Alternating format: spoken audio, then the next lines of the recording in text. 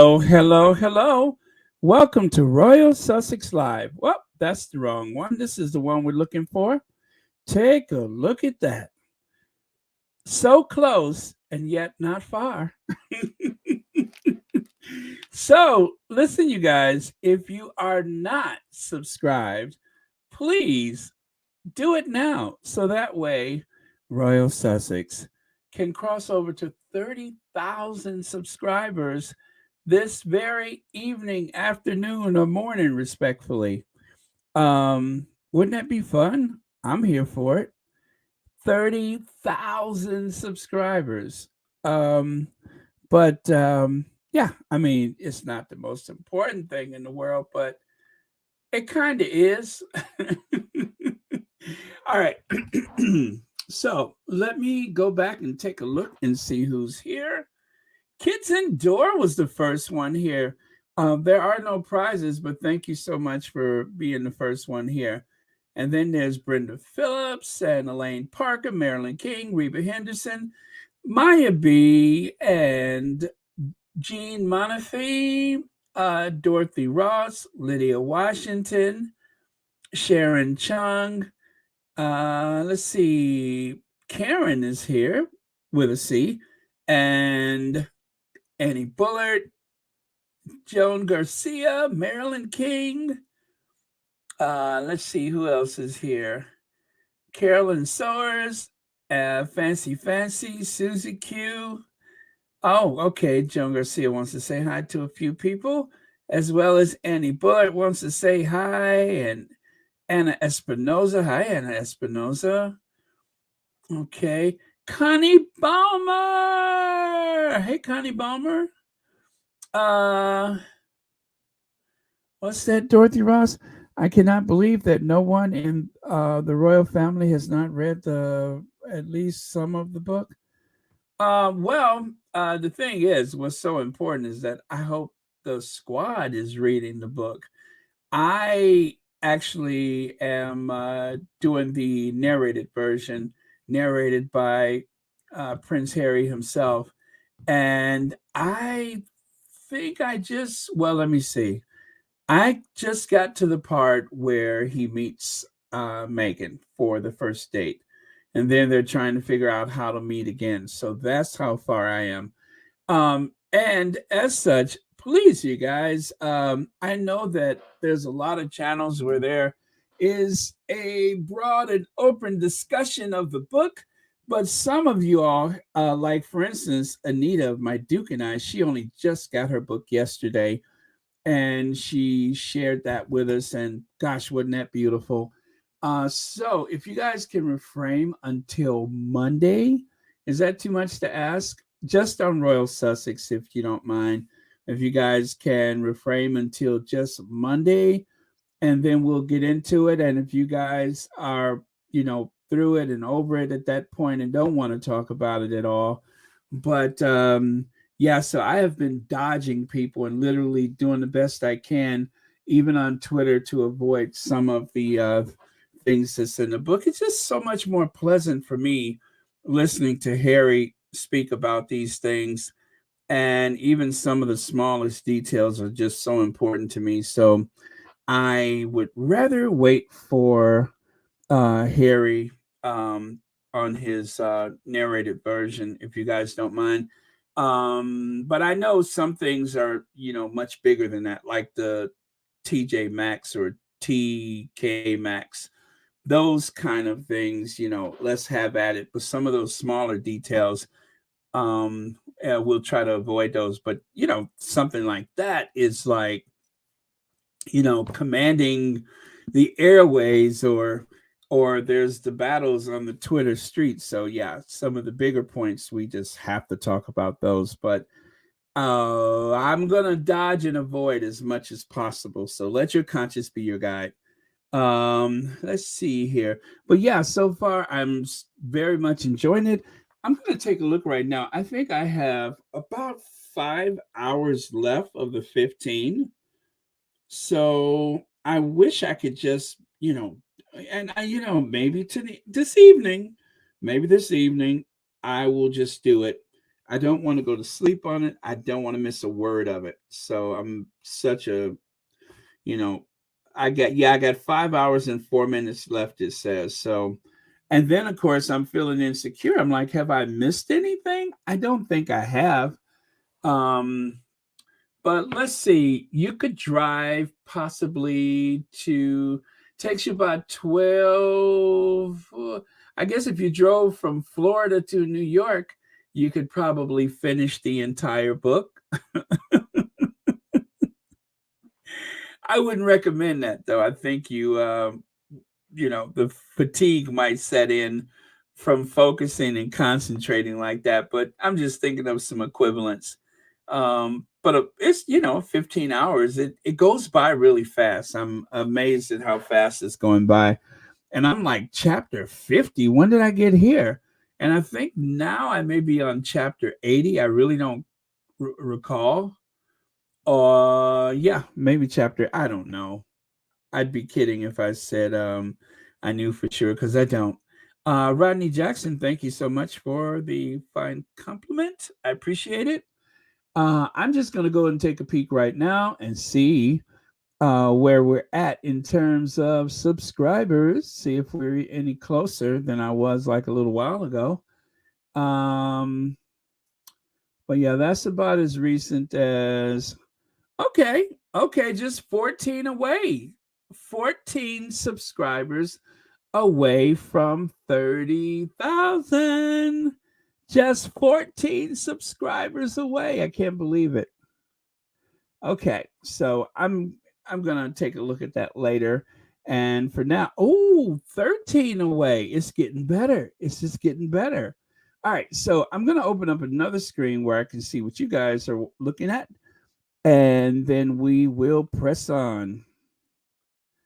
Oh, did I just wait a minute? Okay. And then we'll okay. No, I don't want that. I don't want that. I'm gonna all right. Go to my videos, right? And yeah, I just want to open up a second screen so I can see what you guys are seeing. So pardon me for just a second here. Okay, there we go. So that way, if there's anybody who, let's say, have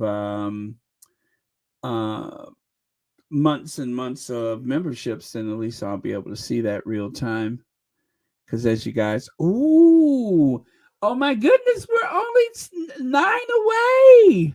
Just 9 subscribers away. How am I going to concentrate?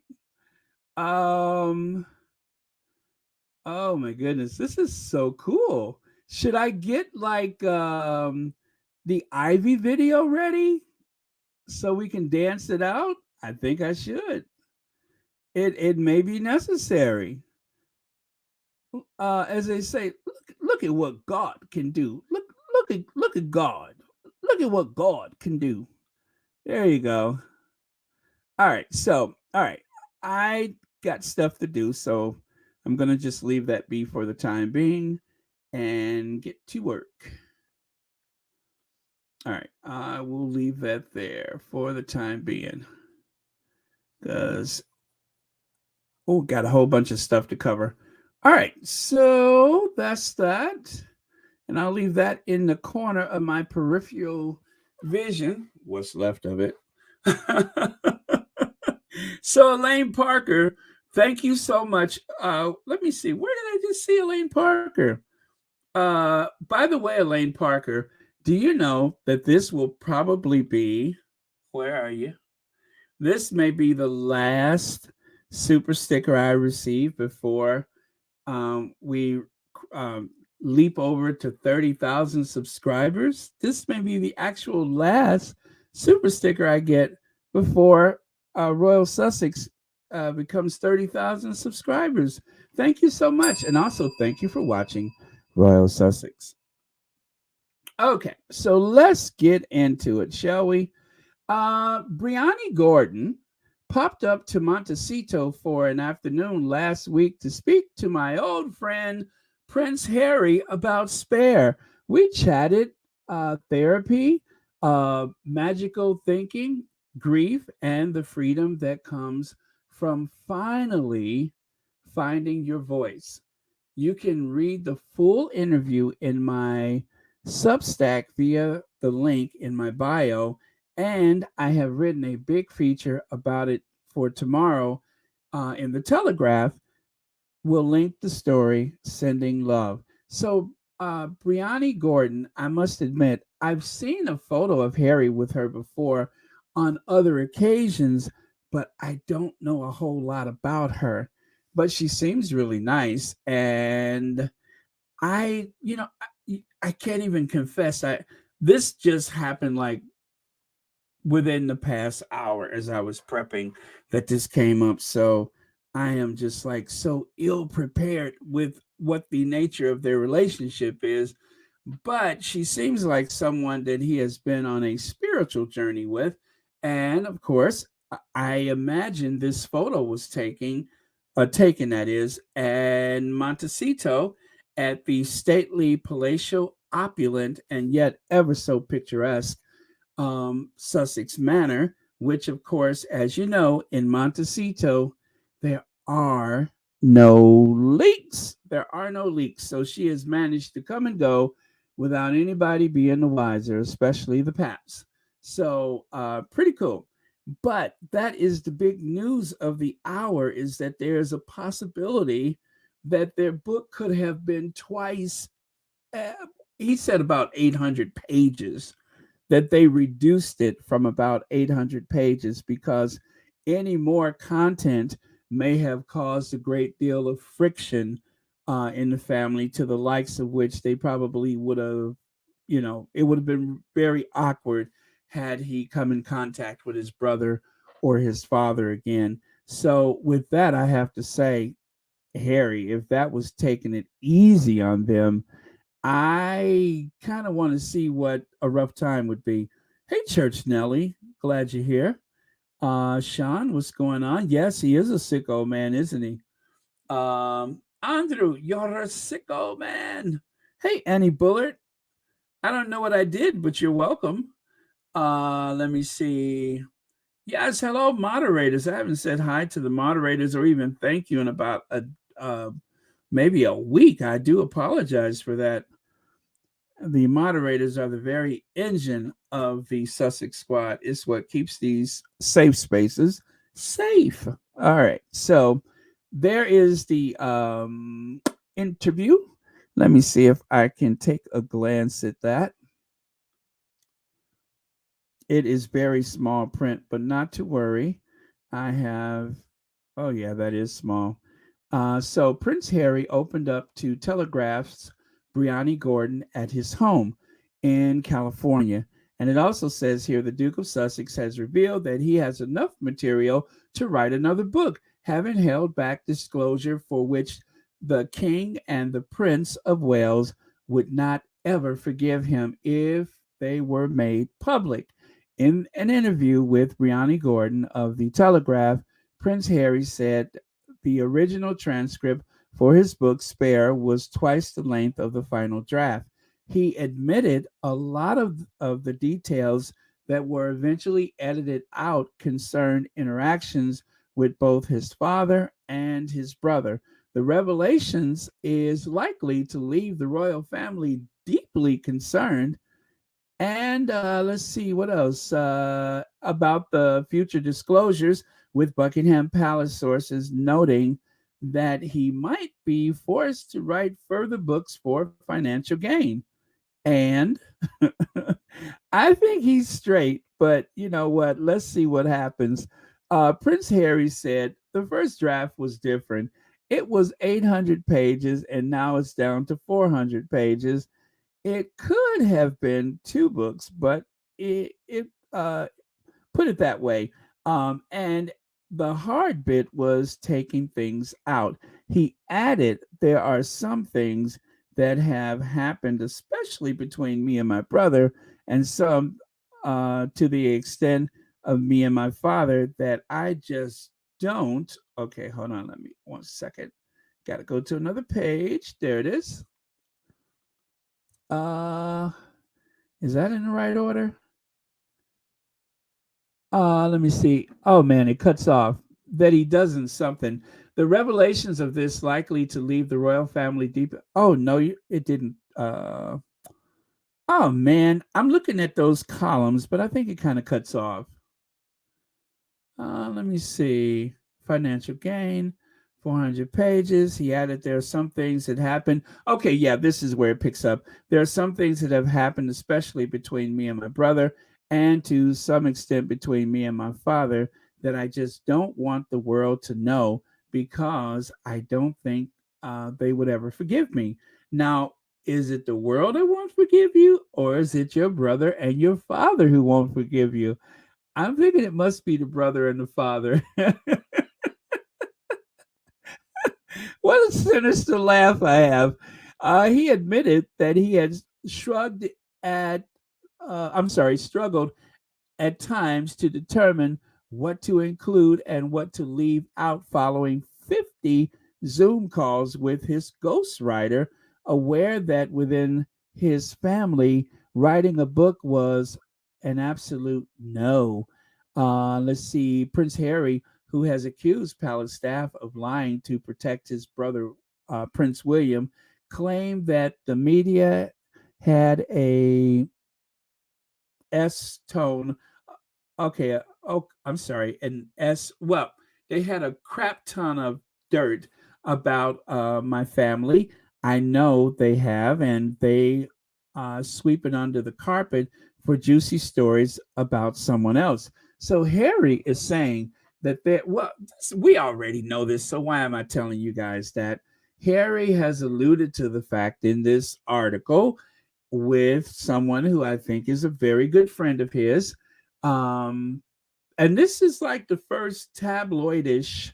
Okay, we don't like to think of the Telegraph of being a tabloid, although they can stand in for a tabloid and look very, confident in that position of acting like a tabloid. I think they are kind of a tabloid, but I'm just not going to go there. They're supposed to be like, a mainstream newspaper and not so much a tabloid. But I think they are overly tabloidish with their stories. I mean, they're definitely usually not on the Sussex's side. It's only that Brianni Gordon has written a story, or the fact that he allowed her to visit with him because I assume they must be close. That's the only reason why you have direct quotes from him in the paper this way, as though oh, I mean, it is it's he's speaking to a friend. She wrote an article for the paper that she works for, the Telegraph.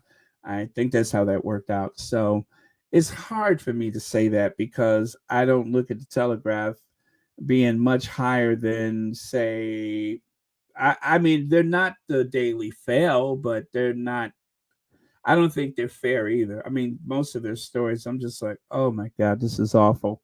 But yeah, so the interview happened. They spoke. Harry insists that there was plenty that needed to be removed. Otherwise, the book would have been about 800 pages long. So this is a clear indication that there's likely to be another book. Now, how much of the stuff that was taken out will go into the book? I'm just going to guess that will be determined by how the royal family behaves in the near future. As Harry said, for 2 years, I have tried to do things behind the scene. And since that didn't work, I decided to put certain things in my book. So I would say that within the next year or so, if things do not improve, things may end up in the book. But I can't speak for Harry. Maybe that's just about wishful thinking that he will write a second book that will include most of the details that he took out of this book. So 50 Zoom calls or more with the ghostwriter to decide what should or should not stay. Ah, I can't help but think that it must have been some pretty powerful stuff. And the fact that, well, you know what? I tell you this. Um, some of those things that aren't coming out now just may not come out in Charles' lifetime, which means we may have to wait 20, 25 years, maybe 15 years. Who knows? as I laugh with that sinister tone again. Okay, so what do you guys think about that? I am just going to move on just a little bit here. And then, of course, it didn't take long for the story to get out. Everybody seems to be talking about it. So you can see right there, the Telegraph's exclusive Duke of Sussex has revealed that he has enough material to write another book, having held back disclosures for which the King and the Prince of Wales would not ever forgive him if he were, I mean, if they were made public. So there you go. And then, of course, the Daily Fail. Oh, the Daily Fail. Look at that. They just can't put a headline up there. I mean, they have to do something that looks so dramatic. I could do a second book, as they put in big, bold white letters on a black background. So yeah, somebody's nervous. And ew, let me see here. Let me see who else is talking about this.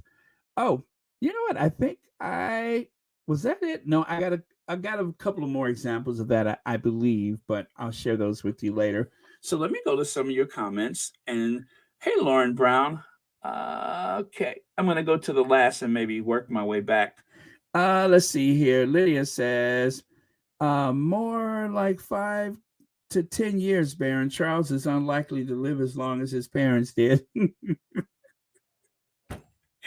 Why am I laughing about that? Well, okay, so that is a possibility. Although I have to say, I was very impressed by how much walking he was doing with the Queen's funeral and everything. I think he demonstrated that he definitely, but he's kind of a sedentary creature, isn't he's not really one for exercise or fitness, is he? So, and then of course, yes, you're probably thinking about those hands, those puffy hands. So okay, I'm going to agree with you on that one. It may not take that long. We can't be sure, but whatever happens, okay, no, I'm not going to speculate who goes first, him or Camilla. Um, although, if he goes first and Camilla goes second, oh, the raft of William. Uh, William is drinking the Kool Aid right now, right? But should Charles go first, things may get very uncomfortable for her as a dowager queen consort. I'm kind of here for that, so it'd be interesting to see how that goes. Thank you so much, Lydia, for your comment. And Mad World says, if he keeps pushing Harry, I do believe there will be more to come from him. Yeah, I mean, Harry wants security for his family, right? And Harry, I don't think it's about revenge. I think it's security.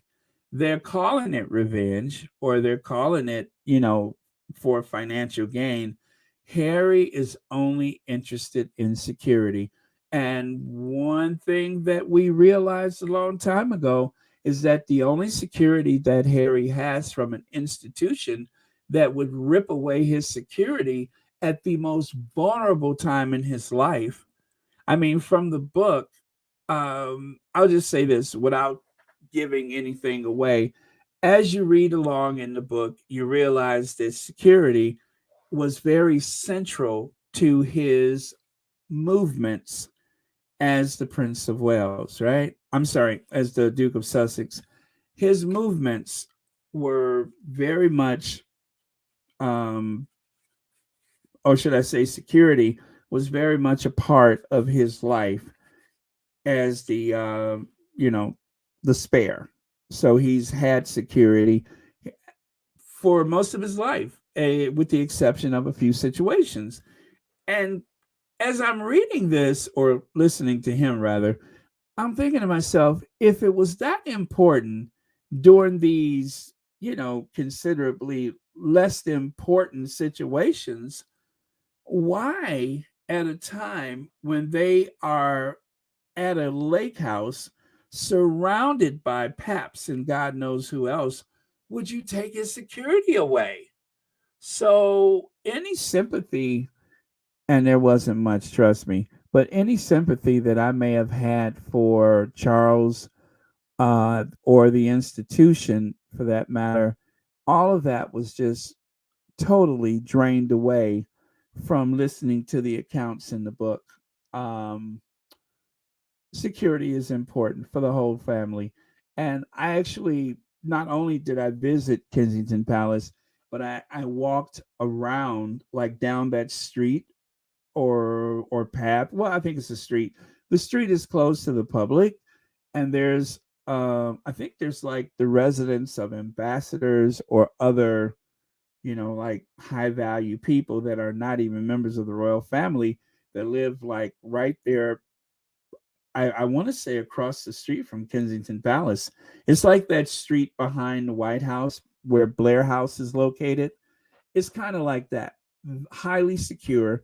There is no traffic, and they have well, at that point they had like a tarp up against the gates or fence or whatever. So, and they ask you, there was signage saying, "Do not, peer into the property." And so, very secure area. I mean, you see cops with assault rifles walking around that place. So, security is something that's why when they say that the royal family, the sovereign grant is only paying like about 120 million pounds. Oh no, it's well over that because security doesn't come cheap, and the estimates that I've seen has been as high as 350 million pounds to maintain the royal family. So they don't count security for strategic reasons, or security purposes. They don't count it, but it's very expensive. So interesting. Thank you, Mad World. And God's Child has a comment. God's Child says, nothing to do with financial gain. If the palace keeps up that nonsense of allegedly leaking stuff to the press, Harry must release everything. Plus, Meghan's book, "The Ball's in their court is in the court of the palace." So, yeah, exactly. Um, the the books, the the very private information that Harry has, I'm certain. I mean, eight what is it? 400 pages does not cover a lifetime of being a part of that institution, and especially a lifetime for someone within the institution who has intimate knowledge and detail. Harry's intimate place within that institution is enough for him to have been left alone with the queen post mortem in her bedchamber so that he can have some closure. um, that's how central he is to everything in that family. And it's usually the ones that people discount. Like, for instance, having painted him as despair, or, you know, the buffoon, the court jester, whatever they assumed of Harry, that's always the character who knows everything, who knows more than they even know or realize that they know. And so it's the ones like, let's say, a William, who is so full of himself that doesn't really pay much attention to what's around him because he feels as though he's above it all. But Harry, I can't help but think that Harry has, the has all the dirt, if you will, and knows everything that he needs to know, and even things that he didn't even probably feel was relevant or important all this time. And I think one of the exercises of doing a biography like this is that you actually, or autobiography, you actually began to recall things that you hadn't thought about in years. I mean, any of us talking to an old friend we may recall things that we haven't thought about in a lifetime. And it's like, wow, I haven't thought about that in a while. Well, you haven't needed it. But that process of writing this book, there has been a lot of things that I'm sure just came bubbling right back up again. And there it was in the book. And then some of that was taken back out because, okay, that may harm that person more than I would like to. So, yeah, thank you so much, God's Child. And thank you so much for the super sticker. And thank you for, I'm sorry, super chat. And thank you for watching Royal Sussex. So, Lauren Brown wants to say hi to a few people. Let's help out with that. I'm kind of scrolling back and forth if you guys are wondering how am I doing this. Hi, Baron. Watched Byline TV on YouTube. Fascinating. They expose the truth about monarchy and tabloid press vindicating Harry. I didn't see the latest one. I guess I haven't seen the latest one. So I will have to make sure I look for that. Thank you so much, Rose. And thank you so much for being here today. Okay, so if you guys don't mind, it's so many comments, but I am going to scroll back in the other direction before I lose my place here. Okay, so God's Child, I'm rolling back past. Hey, Anna Espinoza. Okay, that's for Lydia. Okay, V. Thomas wants to say hi to a few people. And I am going to, let me see. Okay, so Janice Goodrich says, might be William, because right now his anger is off the chain with all this success of Harry's. Somebody sounds like they've been reading the book.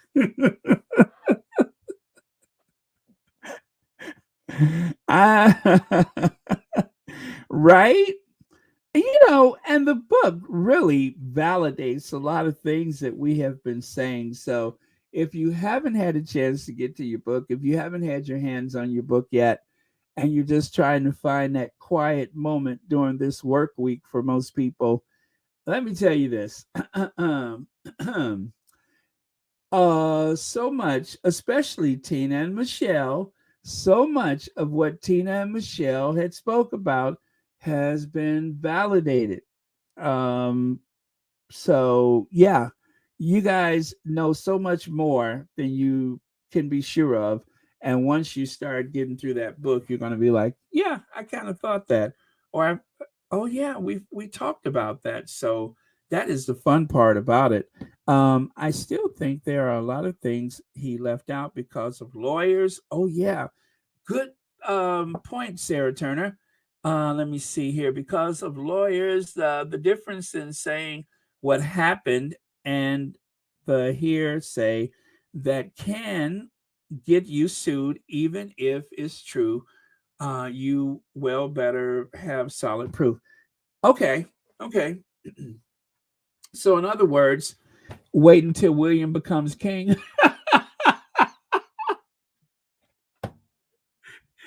Okay, wait until William becomes king. Um, so I think at least half of what he's holding back, we'll just have to wait until William becomes king. Let me see. Did you check? Because okay, let me take a look. Let me take a look. Nope, still got 8 more to go. Still got 8 more to go, but thank you, Sharon Jones. At least I think so. Still got 8 to go. If you guys have not subscribed, please do subscribe so that we can cross over that magic realm of 30,000 subscribers. 15 million views. I actually got an alert from YouTube and they were just like, you got 15 million views, right? I'm like, really? Okay. So, right here, let's talk about this then.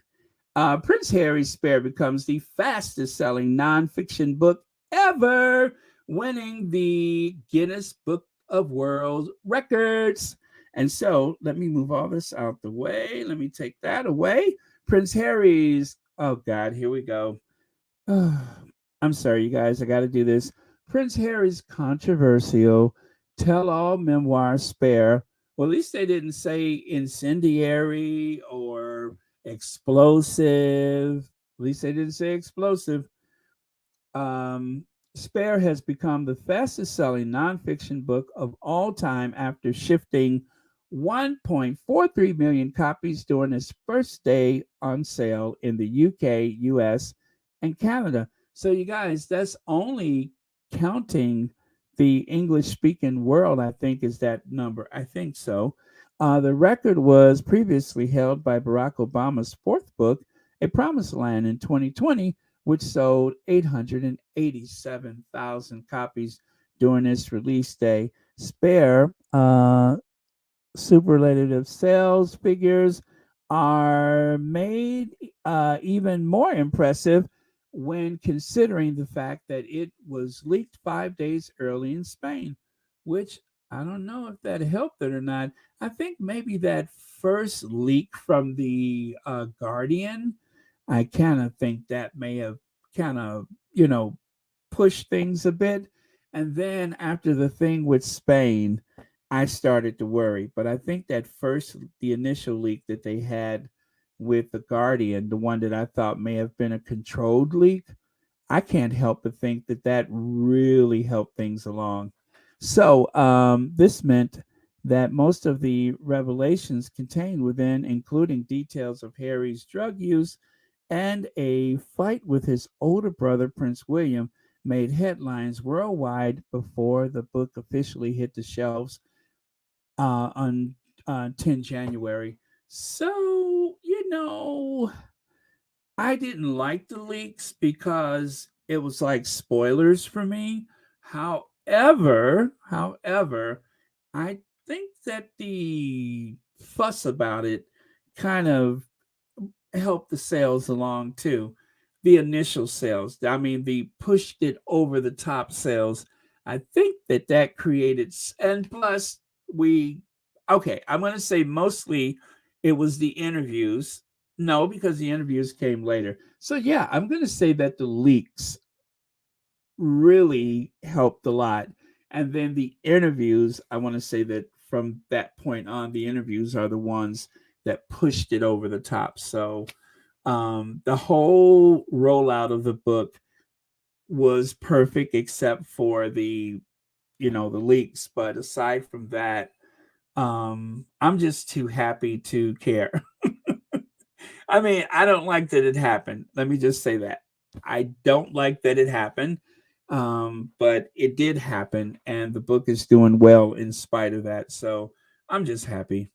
Okay, so Joan Garcia says they are filthy rich, but Charles said there was not enough money to take care of Meghan. Pure meanness. And that is something we talked about and something that appears to have been validated, although I haven't got to that part yet, but it appears to have been validated from the book. And so, again, this book is like an exercise of didn't we talk about that already? Is there a word for that? Of what we already have known or what we speculated about. That is what this book is. It just validates so much. Now, there are things that we didn't know, like about the fight, the physical, well, not even physical fight, but Harry being attacked by his brother. Now, that one shocked me. That was so shocking. I can't even express how shocking that was and jarring to learn of. So, yeah. All right. So there are 1,336 people. Please make sure you hit that like button.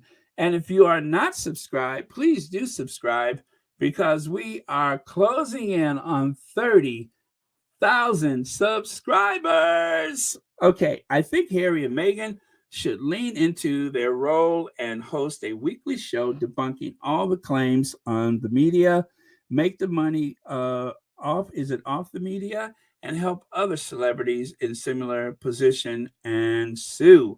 Well, I, I agree with some parts of that, but every week would be excessive because you got to leave them wanting for more. And if they do something weekly, that will kind of cheapen things to a point where it would appear as though they have some type of, variety show. Well, not variety show, but like a talk show or or like almost like a Sunday sermon. So definitely, I would hate to see that. I think that waiting and selecting a time to set the record straight, as Harry had with his book, has been more impactful than anything else because right now the tabloids are validating everything that he said, and so much of what's happened to them away from the institution, we're only learning about it because they are away from and out of the institution. So we're only learning about these things because, let's say that it's like two pillars. And between these two pillars, you got the Oprah Winfrey interview. And then over a year later, you have this book. And then, of course, the interviews. By waiting that long, it has given us plenty time for things like the Queen's funeral and Philip's funeral and all of the attempts to humiliate the Sussexes. You know, they're riding a crest of success, and then they're trying to bludgeon them with humiliating headlines, briefs, and leaks and such. And people have been paying attention. So I'm kind of glad that things have worked out just the way that it has. It was very deliberate.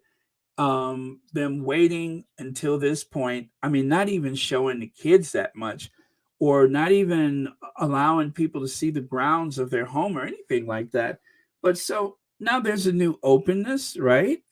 And so this gives the perpetrators or the alleged perpetrators, whether it's the media or the royal family, it gives them a chance to straighten up and fly right.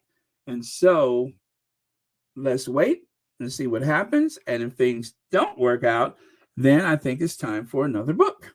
But thank you so much for your comment. Is it Louisa Olakitan, right? Thank you so much. Oh, and you're a member. Thank you so much for being a member of Royal Sussex.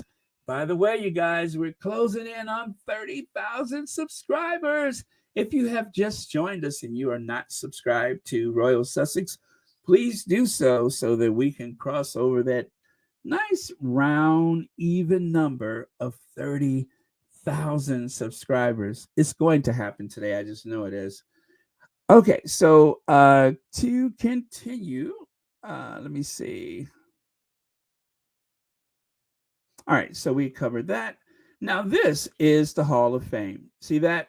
I can't make out anything there. I think I see some hands holding an apple, but this is the Hall of Fame for Bestseller Award.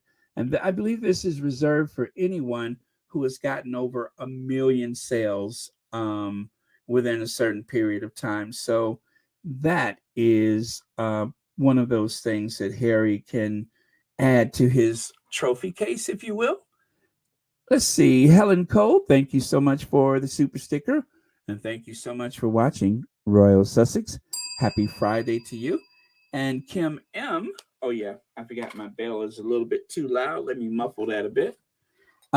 Kim M has a super chat.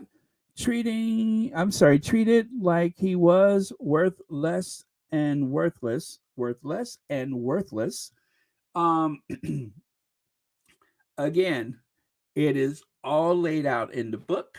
I don't want to spoil things by revealing any of the details, but even a trip to Sandringham, I was thinking about that, and I'm just like, I don't know what I thought his life was like before this book, but knowing about Nottingham Cottage, okay, yeah, I had some ideas, but you'll find out whether Nottingham Cottage was an improvement or just more of the same. I'll just say that much. You'll find out whether it was an improvement or more of the same. And even before the cottage, I didn't know about the other places that he lived. I'm just like, Harry, did you really? Oh, man. So thank you, Kim M, for the super chat. And happy Friday to you. And thank you for watching Royal Sussex. Oh, it is Friday. I hope Celibacy is on tomorrow. I have been So hungry for celibacy, one of my favorite things about the weekend. Okay, and Jennifer Clark has a super sticker. Thank you so much for that. And also, thank you for watching Royal Sussex. Happy Friday to you. Okay, and official Lauren Brown super sticker. Thank you so much. And thank you for being here. And thank you for supporting a fellow content creator, you guys. Lauren Brown has a channel. So make sure, as I always say, you support all of the Sussex friendly channels. And she's a member of Royal Sussex. How nice.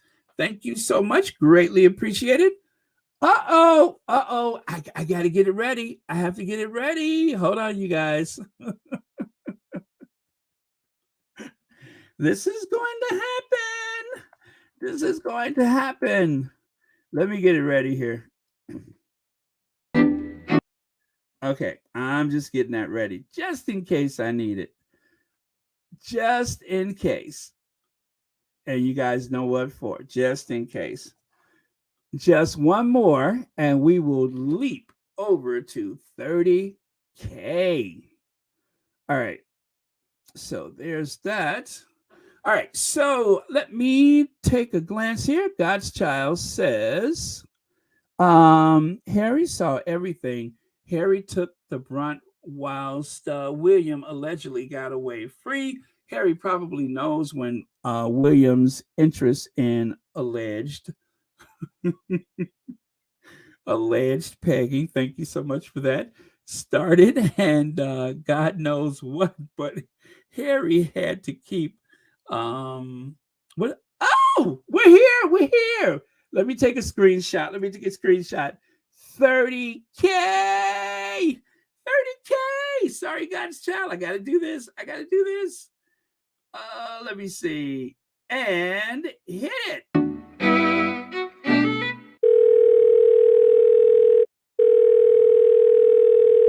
Hello, Ivy here. Hello, Ivy. Girl, the Duchess of Sussex won. Meet me at the Royal Sussex party. Nelly's gonna be there. All right, Ivy out.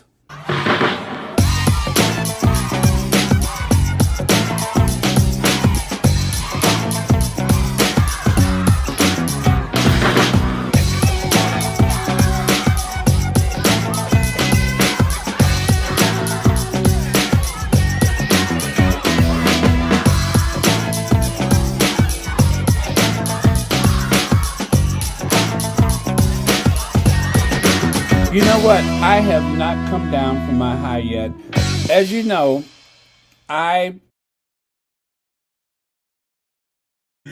God's child, what have you done? You were like the last super chat before 30K. And Lauren Brown, you were the last super sticker before 30K. What good fortune you two have brought me. Thank you so much for that. And thank you both for watching and participating in Royal Sussex. Now it's 30,002 subscribers. So God's Child says Harry saw everything. Harry took the brunt whilst William allegedly got away free. Harry probably knows when William's interest in alleged pegging started, and God knows what. But Harry had to keep what is that? The something. I'm so angry. Had to keep quiet, right? Keep. Is that a word? I'm sorry. Is this strum? I'm so sorry. I don't know that word. I'm so angry with I'm sorry. I'm so angry. William better back off. That's a word? Uh, is it really? That's not a word, is it? Now, I hate to say it, but is that scrotum?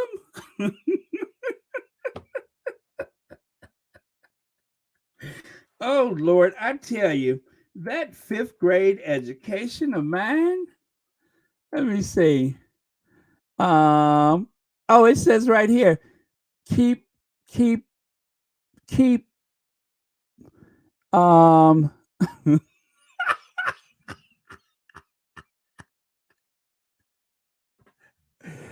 I googled it. It said, "Is it a real word?" That's what I want to know.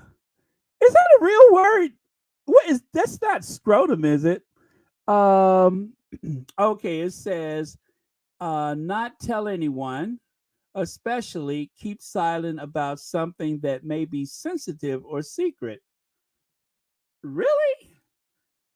Okay, well, thank you guys, child. Thanks for exposing my poor grammatical skill.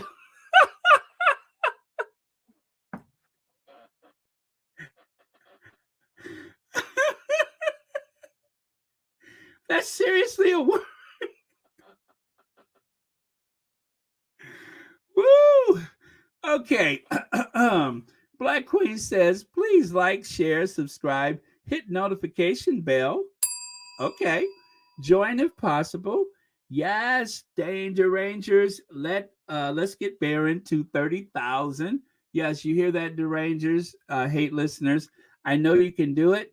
And okay, thank you so much, Black Queen, and thank you as always for being a moderator and also for being a subscriber to Royal Sussex. Let's see. Anna Espinoza said, oh, that's for Joan Garcia. Anyway, thank you so much, you guys, and thank you all for being here for today's Royal Sussex. This is special 30,000. Ginger Lily says, Baron, isn't it ironic that Harry, who does not have a social media presence, sold, yes, that is interesting, sold more books than Hoghead, who loves to brag about his social media following. No wonder he's out for blood. Yeah, you know what, Ginger Lily, you got a good point there. No social media presence, and yet he has been able to totally kill it with those books. So yeah, thank you so much for pointing that out. Let's see, Celibacy. I think they said they were gonna wait until next Saturday because they're still reading Spare. Oh my goodness! Thank you, Jedi lady. EJ. That's unfortunate. I love Celibacy. I've gotten so many fun, funny things. As a matter of fact, I got a photo from Celibacy I'm going to share with you guys. Excuse me. Elsa St. Louis, thank you for the super sticker. Thank you so much. And thank you for watching Royal Sussex. Okay, let me see here.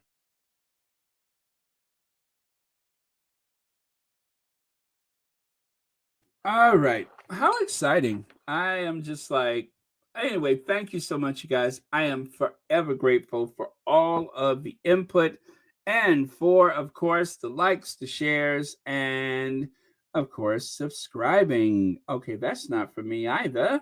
So let me see here. All right, let me just go on. Prince Harry's Spare becomes Indigo's fastest selling nonfiction book ever. So, Canadian book retailer Indigo announced Thursday that Prince Harry's memoir Spare has become the fastest selling nonfiction book in the store's history, as Oprah Winfrey would bellow, in their retail history. Okay, Carol Purdue. Woo woo, Baron. Congrats. Thank you so much, Carol Purdue. And thank you for being here. And of course, for watching Royal Sussex. 30,000 subscribers. Wow. How did that happen? I don't know. I'm happy though, but how did that happen? Kathy Gabby says, yay, Baron. Thank you so much, Kathy Gabby. Oh, thank you, Miss Kathy. Thank you, Connie Bomber. Congratulations, Baron. Congratulations, squaddies. And Helene Groen, thank you so much. So well deserved, Baron. Congrats, my dear. Thank you so much. I am so honored that you are here, especially on today's Royal Sussex. Okay. And oh, wait, what else was that? Okay, yeah, I got that. All right, so right here, 1.4 million. That's how many copies of Prince Harry's memoir sold on his first day in the US. I did that one already, didn't I? Yes, I did. So, as you can see, the Colbert Show, they are going to have a little sip of tequila to that. And this guy right here, Nicholas Witchell, he is a witch. Royal correspondent Nicholas Witchell disgusted that two people want to escape the abuse and let me see, pull that down here, and crap heaped upon them by British media. Absolutely appalling commentary. Well, if you this photo that you see right here, I will never I forget what he was talking about, but it was something, and he is such a flipping royalist. His explanation about why the queen was so important to everyone, that the queen would steady the nerves of the country in times of trouble. It was like, and then he like cited the fact that the queen gave a speech to the nation about the pandemic and all that kind of stuff. And I'm just like, you know what? If I'm ever like in a rollover accident, or if somebody comes after me with a machete or something like that, I'm just telling you guys, please do not ask Charles to talk about it on TV. I'd rather have a doctor, or if I'm about to lose my flat or my house or whatever, I don't want the queen to go on TV and talk about it. I'd rather have a, no interest loan or a grant or something like that.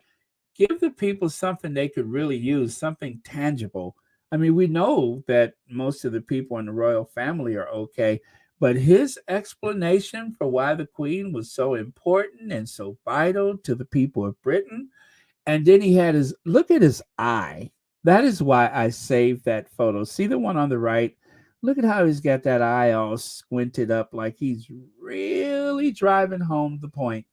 It was, oh man. I looked at the screen and I'm like, is he okay? And then the image on the left, the one that looks like that painting Scream by whomever. Oh, he's an alien, Nicholas Witchell. He is an alien.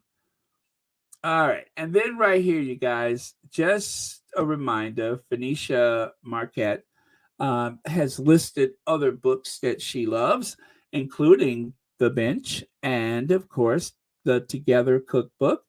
Algorithms of Oppression is not from the Sussexes, obviously, but that one has been celebrated as the definitive explanation about how Black women are being really mistreated by the algorithm. So that is one that you may want. And then, of course, David Alus, well, that name right there, Black and British.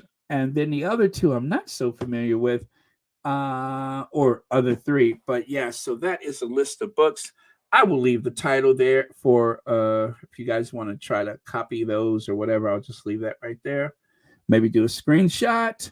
That Harry and Meghan gig is what happened when the British royal family smeared their success after the Oceania tour, a la Diana. Yes, right, because Princess Diana's troubles really started after the Oceania tour. And yeah, so there you go. Oh, you guys, please try to get through that book because I don't want to spoil it for you. Because if I sit here, it just seems redundant if I keep saying, oh, well, he talked about this, he talked about that. But you guys are bringing up those things, and instantly my mind references the book. But I'd rather you get there yourself because I have a feeling that for some people, if you keep talking about it, they never will finish the book. I know of, well, I've heard of at least a couple of people who are having trouble getting through the book, and yet everything is being laid bare from these leaks. And I just don't want to do that to anyone. Let me see. Yes, I mean, Rachel, you have to keep scrotum because if you don't keep your scrotum,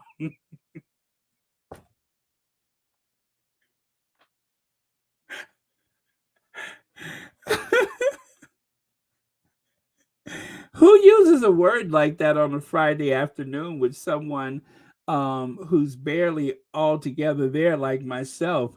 I didn't know what it was, but anyway, it looked like it said scrotum to me. Uh,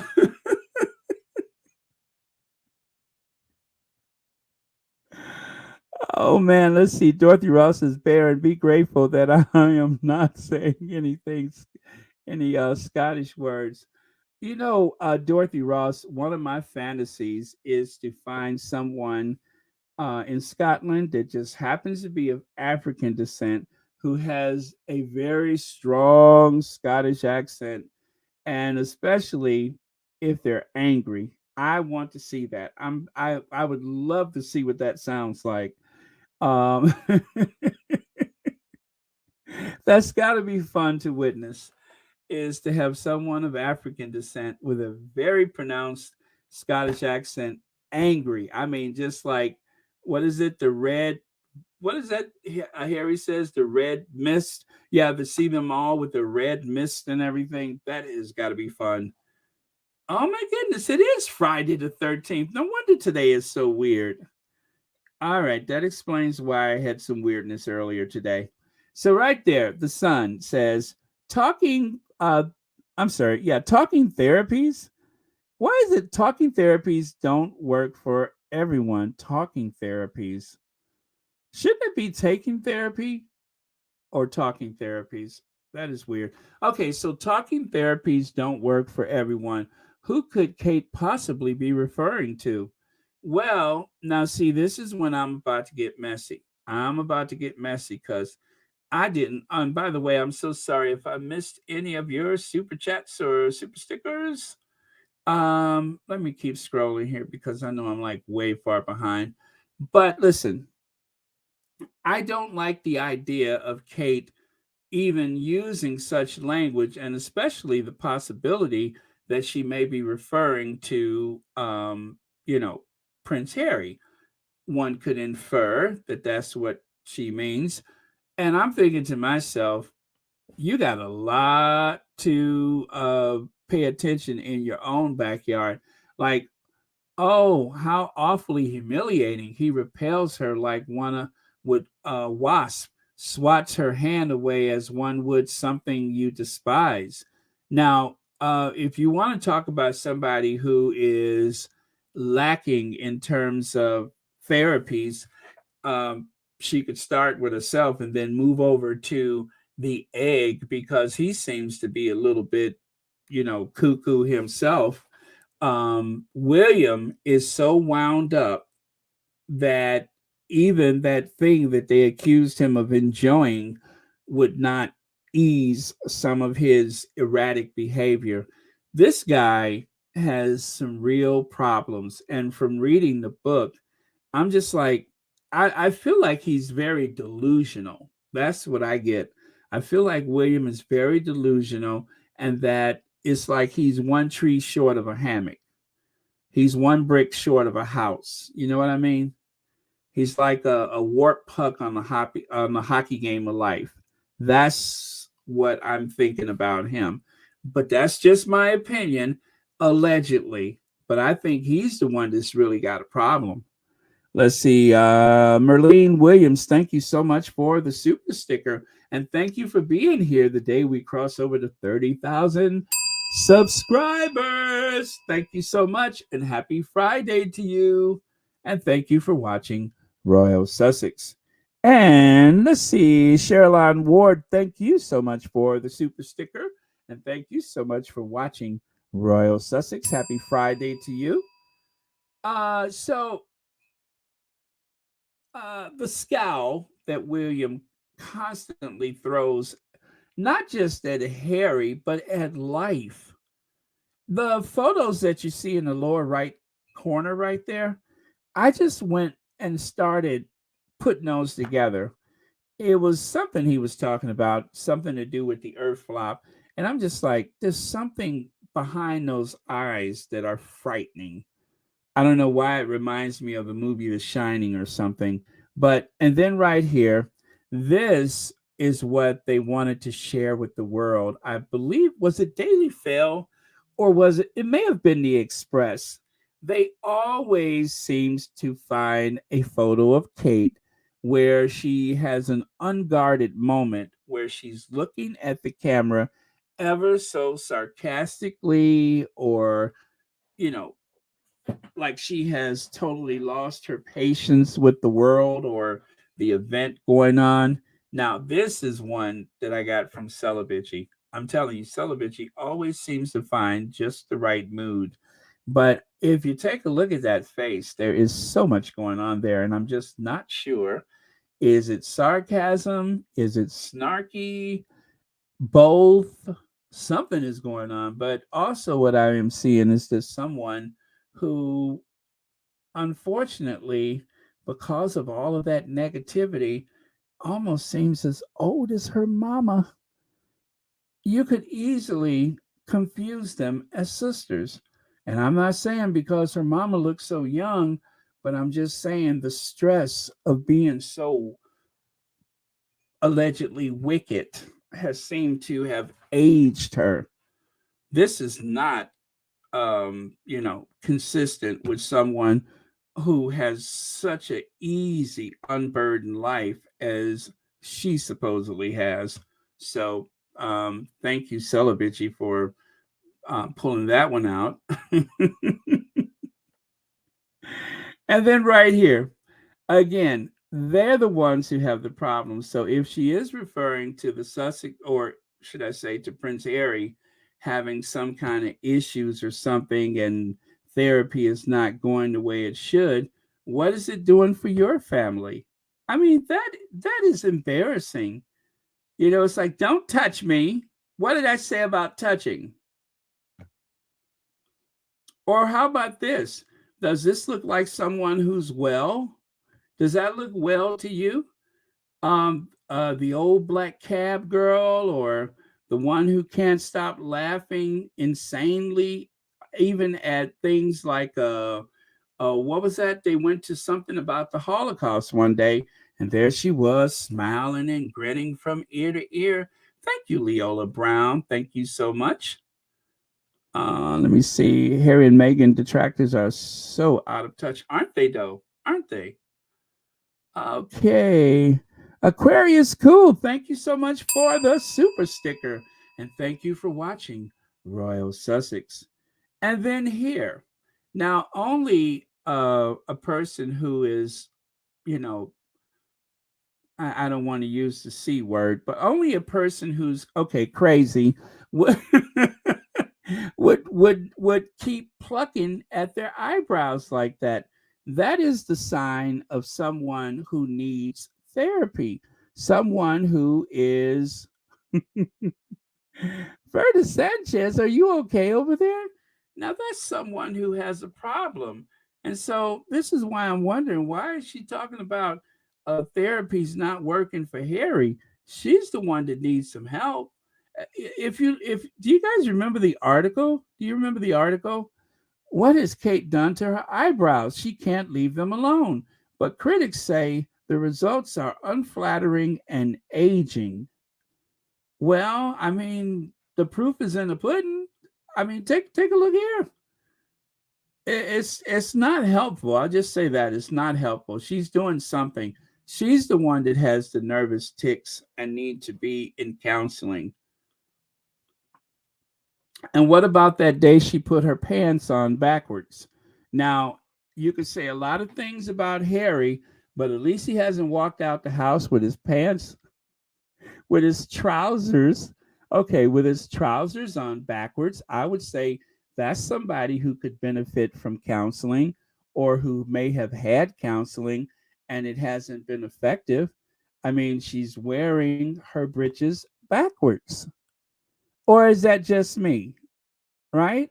And what about that day she kept getting too close to the young man and he threw up those deuces like, be gone, like step. He just threw up those deuces like step. So, if you want to say Harry has a problem, fine. Or if you want to insinuate Harry has a problem, fine.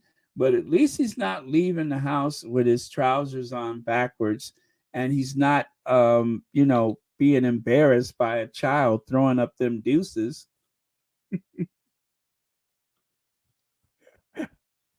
I don't know, number 10. Um, but when I saw that, I'm just like, wait a minute. Harry's not the one that has the problem. It's the Cambridges. Well, now whatever they are, the Welleses, they're the ones who have the problem, not Harry. Harry doesn't leave the house with his pants on backwards, and Harry doesn't have little children throwing deuces up in his face either. She the one got a problem, both of them.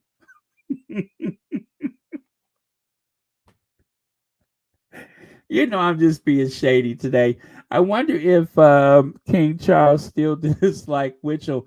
Yes, I heard that they had a falling out in 2005.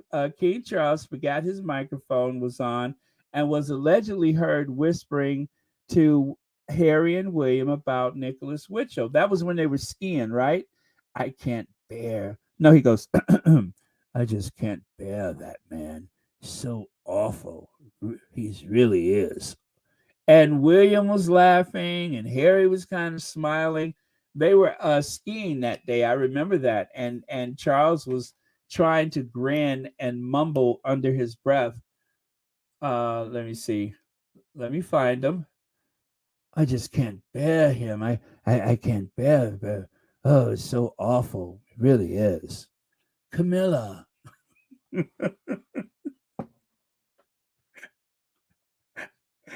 Oh, thank you, God's child, and thank you again for being a member of Royal Sussex. So, and then you guys, wait, it gets better. What about that time when Kate ate that, what was it, conch or shellfish, whatever that fish she ate when they were in what country were they in? Belize? No, not Belize. They were in. I'm looking at the flag and I can't remember. Is it Aruba? Anyway, they were on their Commonwealth tour when they lost half the Commonwealth, and she ate that fish, and then she started hallucinating. Every little black girl, she kept running up to him, thinking it was Lilybit. See there? Hello, Lilybit. My, how, how you grown? How you grown up? You look so. And look at the man in the background looking at her like, fool, that's not Lilibet. She owns something. I mean, they just literally standing back like, what's wrong with her? Y'all see that? What's wrong with her? I think she ate too much of the fish. And then what about the other thing she did during the rest of the trip? Every little black boy she saw, she kept running up to him yelling, Archie, Archie, Archie, is that you? Archie. Ooh, Archie. So if you want to call the Sussexes crazy, fine. But just remember, you all ain't wrapped too tight either. You know what I'm saying? Especially if you want to call Harry. Harry, the only one from that family got sense, okay? Until Megan showed up. But y'all the one ain't wrapped too tight. I mean, you go down to the Caribbean, you're eating fish you don't know nothing about, and then all of a sudden you're running around grabbing every little black girl and calling her little bit Diana, and every little black boy, you think that that's Archie. You the one with a problem, lady. You. You won't stop messing with your eyebrows. You're wearing your pants backwards. You got some little child throwing deuces up at you. You're the one with the problem. And look at her. She's got them hands stuck out. That's probably why he wanted her out of his face, because she got them jazz hands going like, be gone. Step. Kate Costello Barron, do you think Skull Rage has something to do with the symmetric bones eyebrows? Let me see. Let me see.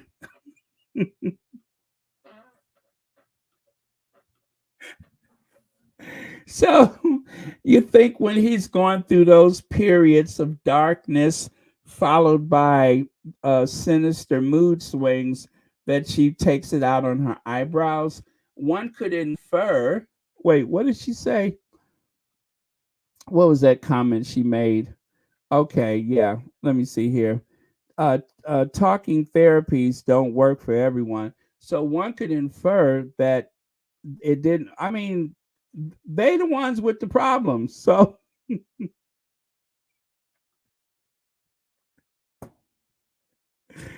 so yeah, I'm gonna say yes. Good answer.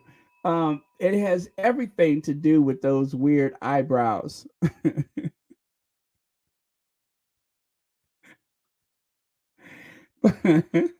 But thank you, Kay Costello, and thank you for the super chat. And then, of course, all right. So the britches are on backwards. She keeps confusing the kids. And then, what about that time when she kept doing the jazz hands? Right? She kept doing that Fosse move, and then she ended up going off traveling with that dance troupe. Remember that? Remember they couldn't find her that time? And it turns out that she was down in Soho at some dive doing what's his name, Bob Fosse, whatever. Yeah, down there doing them Fosse jazz hand moves.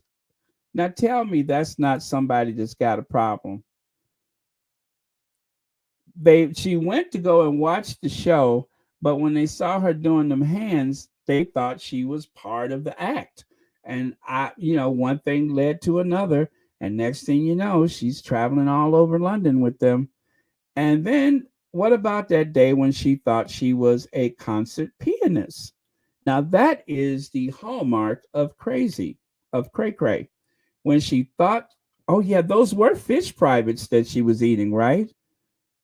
Right. That's what she was eating, fish privates. That's why William was looking so strange because, he had to pretend like he didn't like it.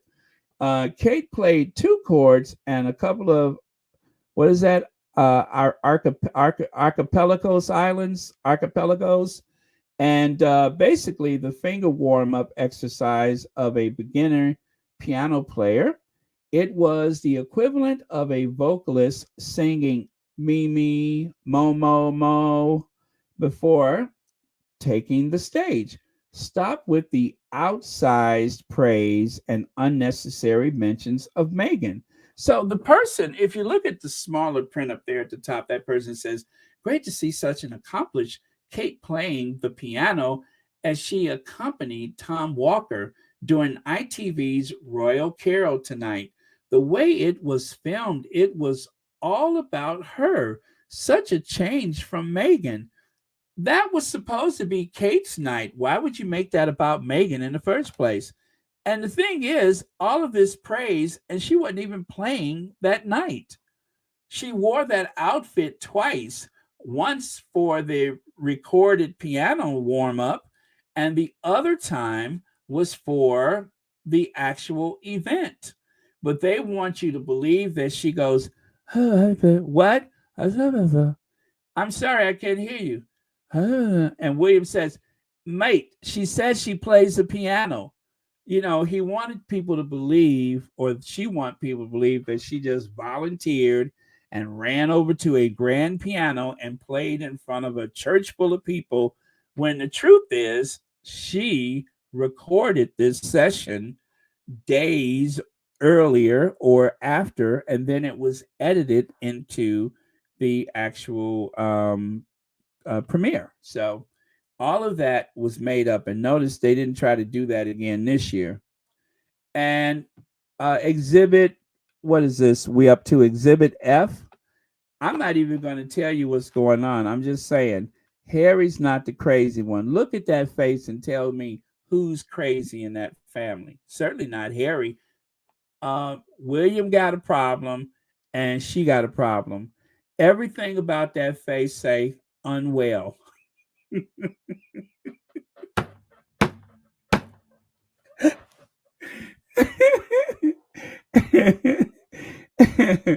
I,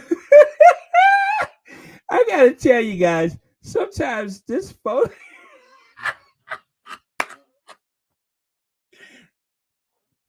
this one photo right here just slays me. Do you understand? I don't know what it is.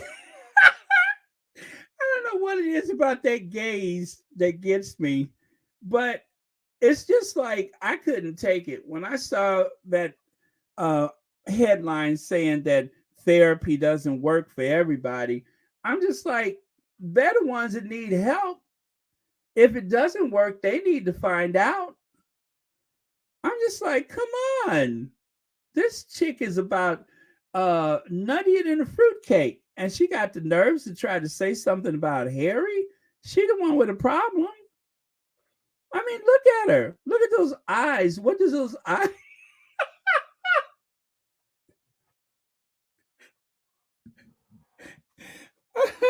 I know I'm just being messy, but what does those eyes say to you besides, I got a problem? Right? Those are the eyes of someone who's about to go away for 30, 60 to 90 days. That's what it looks like to me.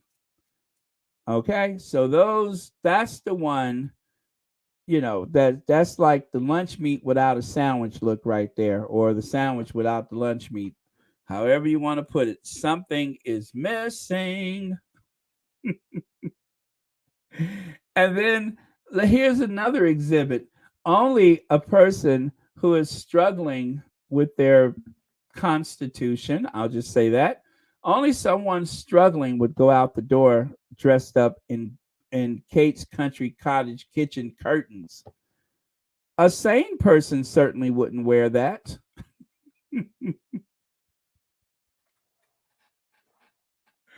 Certainly not a member of the royal family. Not in, what year was that? 2020? Who would wear something like that in 2020? I picture like a Volkswagen someplace. Remember the old Volkswagen Beetles? I picture somebody's old Volkswagen Beetle is missing his seat covers. And then Kate walks out with that on. And that she allegedly paid for it. I just need to leave the Sussexes alone. Now, okay, so that's enough for the messiness. I have gotten that out my system. I have established, by the way, I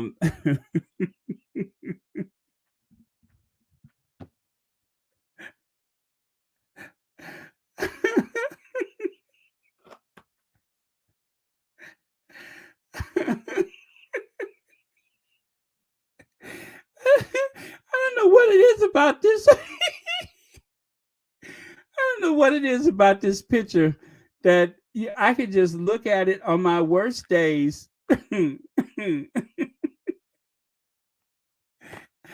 Okay, I got to stop. But on my worst days, I could look at this photo right here and it just takes me to another time and place because that chick got a problem, a serious problem.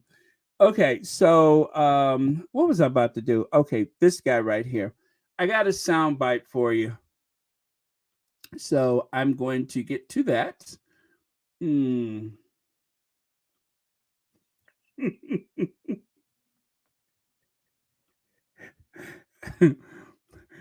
Are you okay? Yes. What's wrong with you? But are you okay? Yes. Are you okay?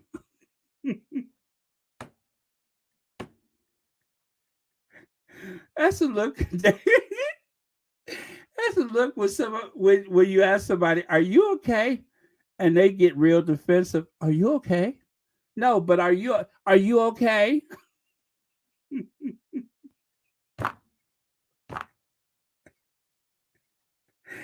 Okay.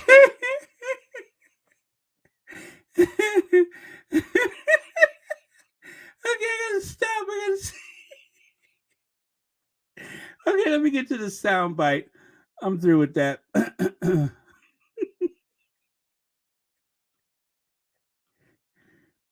Do you have a problem? No, do you? No, I don't have a problem. Do you?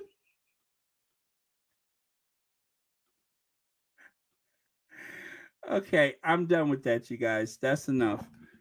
I gotta tell you, as an American, the more I hear about this hairy dude, the more I just like the guy. And I know that probably pisses off all the Brits like Pierce Morgan and I don't know, David Beckham, whoever the hell else. I know they take their royal family very seriously over there. But as American, we find the whole thing kind of silly. I'm just gonna be honest with you. All right. as the country that left that monarchy to start our own democracy. The whole thing seems ridiculous. All right. It's Game of Thrones without the dragons. Or as Harry said in this interview, the British tabloids is the damn dragon.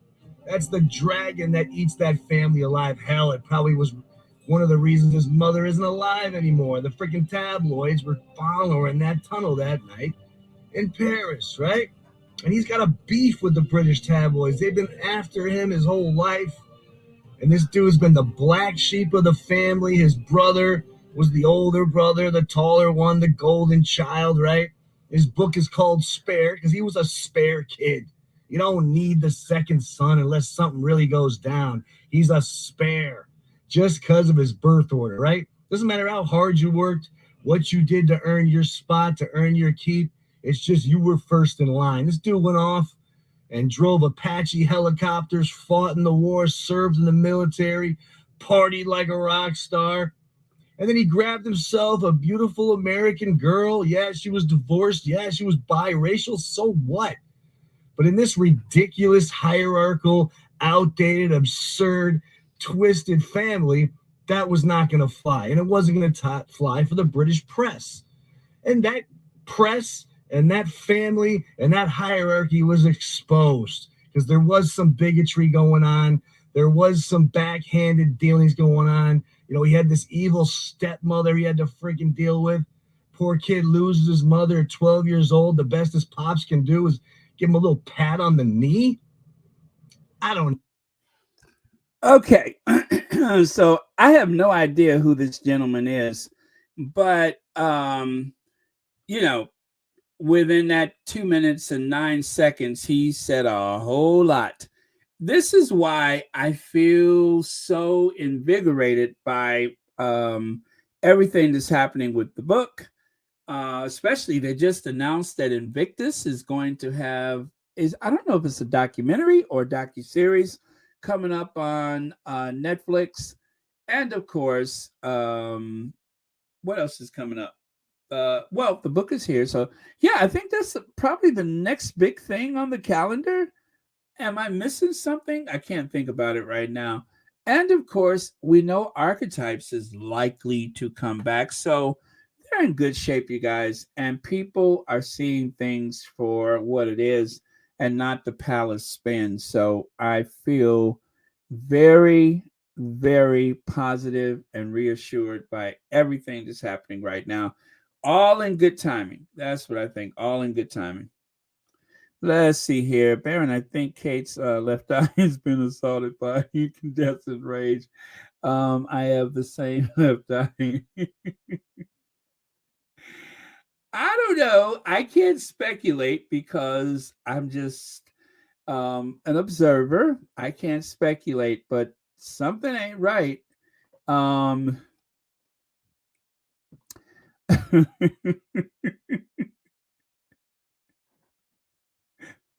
I wonder how long she stood there before she realized it was time to go, or that there was some, or maybe she just saw, I don't know. But this is one of my favorites right here. It just says so much about what may or may not be going on with that person. But yes, thank you so much for your comment, Naomi Maria. But yeah, I don't know. It's hard to say what's going on there. Again, Harry said there was half a book that is not included with Spare. So maybe we'll find out what's going on in the next book. I mean, if he can talk about it, we'll find out. Let's see here. Oh, just in time for the coronation. Look at this nonsense. Public wants Queen's former lady in waiting to return to work after race row. Polls show. Now, what polls might that be? You guys, I knew that this was going to happen. I knew it. I knew it. I knew it. I knew that this was going to happen. They were going to get her back in there just in time to go to the coronation. Even if she didn't go back to work, she was likely to go to the coronation. All of that stuff that they were saying was just to make it look like that. Excuse me. And as they say, If they can act so fast when it comes to Susan Hussey's situation, how come they didn't act just as swiftly when it came to Megan? The thing is, they didn't do anything to help Megan, but when it was Susan Hussey, the Queen's lady in waiting, and now Queen Consort's lady in waiting, oh, they couldn't move fast enough. With Megan, it was just, oh, that's just the way it is. But for this woman, oh, they moved heaven and earth. They moved heaven and earth. So this ancestor of George Washington with pearls was quickly sorted out and likely to go right back on the job again. Right? I mean, it was just so obvious, wasn't it? It was just so obvious that she was coming back. Lady Susan, 83, resigned after her comments were revealed online last month. 42% of the survey by members of the public said she should resume her role. The former lady in waiting was accused of racially insulting a charity founder. A spokesman for the Prince of Wales described her comments as unacceptable. Now, they go after her to make an example of her, but all of the leaking and briefing, and especially someone who doesn't even work inside the royal household, like the tabloid press, they never even said anything about Jeremy Clarkson. That is what's so bizarre about that. It's just you would go through all of that to make sure that Susan stays on her job. Susan keeps her appointment with her um, you know, royal duties, but you don't do anything to help Meghan, who is truly being like eviscerated by the press, and they don't seem to have any interest in it whatsoever. Ann Fu says, Baron, I am still trying to fathom, that is, the bullying and abuse Harry suffered at the hands of that nasty abuser / attacker. The entire King material. What is that? Oh, what is that? The something King material. I don't know what that is. I guess is an entire King material. Well, anyway, thank you so much, Ann Fu. I think I got that. And thank you for your comment. All right, so let us move on.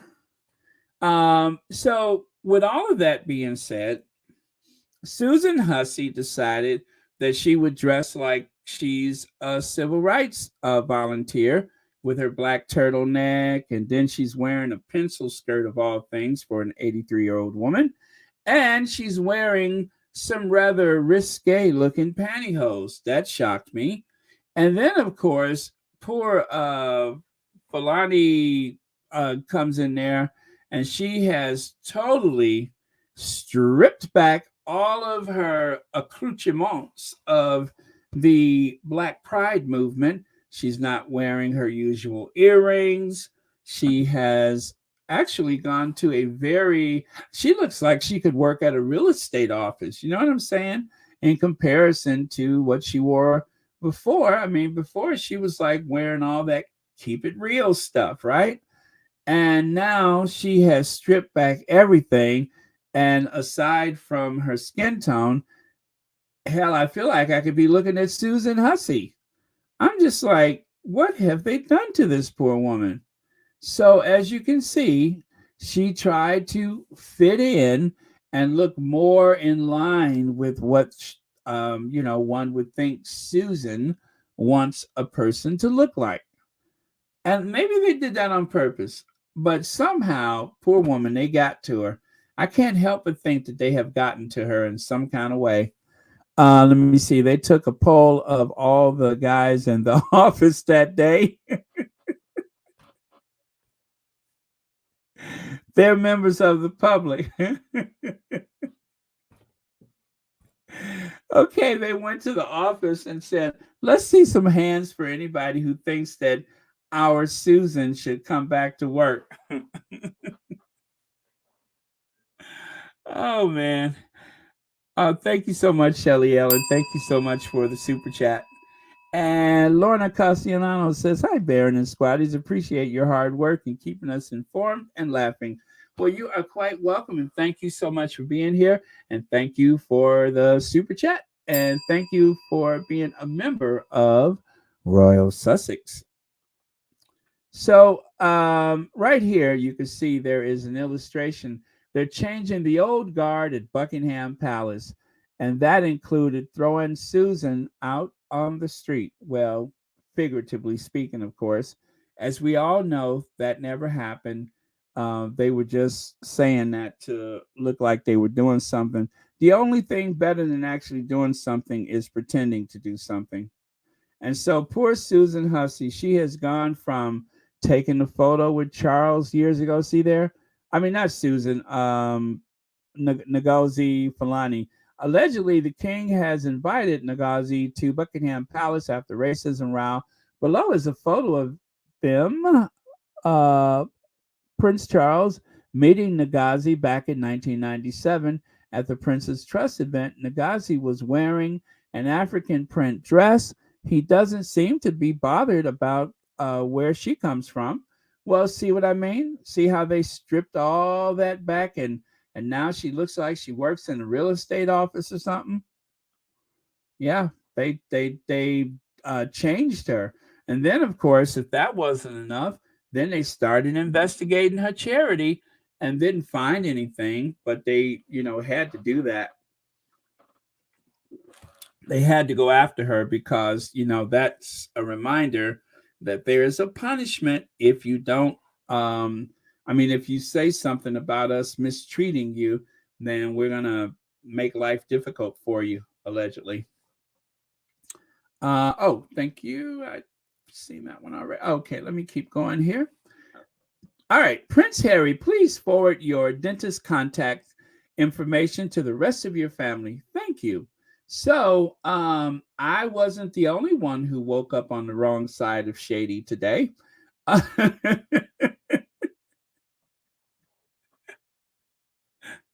Am I? Because as you can see, upon examining Prince Harry's room, we all know that he had that photo of Halle Berry as part of his, altar there. But he also has a toothbrush, an electric toothbrush.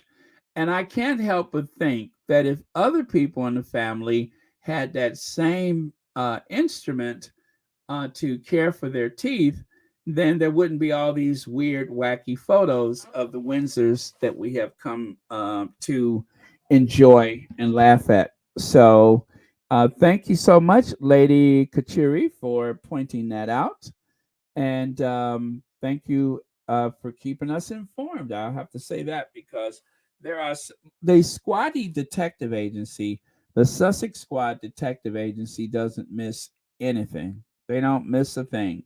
And that is something that they notice is that out of everybody in the family, Prince Harry seems to be the only one who goes that extra mile when it comes to dental care. Now, sorry about that. So I know that there is some controversy about James Haskell in that it is alleged that he is only saying nice things about Harry to promote his book. And I actually played a little soundbite of that yesterday. And I think a lot of people missed it because I forgot I had it. And then I sent everybody away thinking that I was done, but I certainly wasn't done. But so I'm going to let you hear that soundbite. And then you guys decide whether or not he's sincere. Or in his position, never get to comment. They never get to comment, and everything he says is always either down to what a journalist has interpreted, either what a soundbite has been edited. Because you saw, ironically, when his book was released or stolen and then released, everybody jumped to conclusions, everyone commented on stuff, and it actually played into his narrative. So then now he released his book, came out yesterday, and it means that now his you see the whole context to everything. And what's interesting, James, is that you talk about the importance of actually not blaming the world for your problems, but looking into your own back garden. That's a conversation you could have with Harry, because he doesn't accept any responsibility for anything that's gone wrong in his life. Everything's everyone else's fault. I think, but also I think it's very important with that to get your own view and own narrative across. You know, worrying about things you can control. You know, he can only tell his story. You know, when you're in a position like that, people always have comments, and you don't, because, you know, never complain, never explain. And everything is open to interpretation. The very fact that, for example, 2 or 3 of the things he said, taken out of context, were sensationalized, shows exactly what he's saying. So then when you read the actual copy of the book, you realize that it's contextual, you realize it's his side of the story. And I think he's on a journey to worry about kind of himself and what he wants to do, and he's put a marker down. Okay, so your book is full of advice. Your advice then in that situation, as somebody who is in the public eye, you're Uh-oh. Huh. Was that the end of it? Let me see. And I think it's very important that he's now put it out there, and then he can move on, because it's undeniable. People can make interpretations of what he said, and he goes, no, look back at the book. That's what happened. That's what I believe. The book in particular is very interesting. Okay, so anyway, so there is some controversy because people are saying that he was merely hacking his book. Well, whether he was or he wasn't, I thought that was a very spirited defense of Prince Harry. And in a perfect world, you wouldn't have to depend on someone like this. So I only saw that small part of it. And I must admit, I did like what I saw. I don't know this person. I don't know of him. The only thing that I noticed is that he was being very vigorous with his defense of Harry, saying that it was contextual misinterpretation, or the lack of context, which is what they've been using against him with this book. So I don't know. I just liked what he said. That's all. If there's something more to him that I don't know about, and I must admit I don't know a lot about him, but I thought that was very cool. But yeah, so I don't know much about him, but I just think that, you know, if everybody who went on television said things like that about Harry or about his book, then, you know, we wouldn't have to fight so hard every day. So yes, maybe he's trying to do what so many other people have done and ride his coattails. But the problem most days, is that most people are using, you know, very malicious talking points when they want to talk about Harry and Meghan, or, you know, Harry or the book or something like that. So I don't know. I don't know enough about him, but I just thought that that was like probably one of the most vigorous defenses that I've seen on Good Morning Britain in a very long time. They actually let him talk without interrupting him as much. They don't let Dr. Shola talk that much, and she's been like a regular on that show. What say you, Black Queen? So because you are in the public eye, it's okay to suffer abuse at the hands of gutter press and brainwashed royalists. Exactly, Black Queen. That's the argument that they make about the family is, remember that? We're paying for their cottage. We paid for their wedding. We paid for this and paid for that.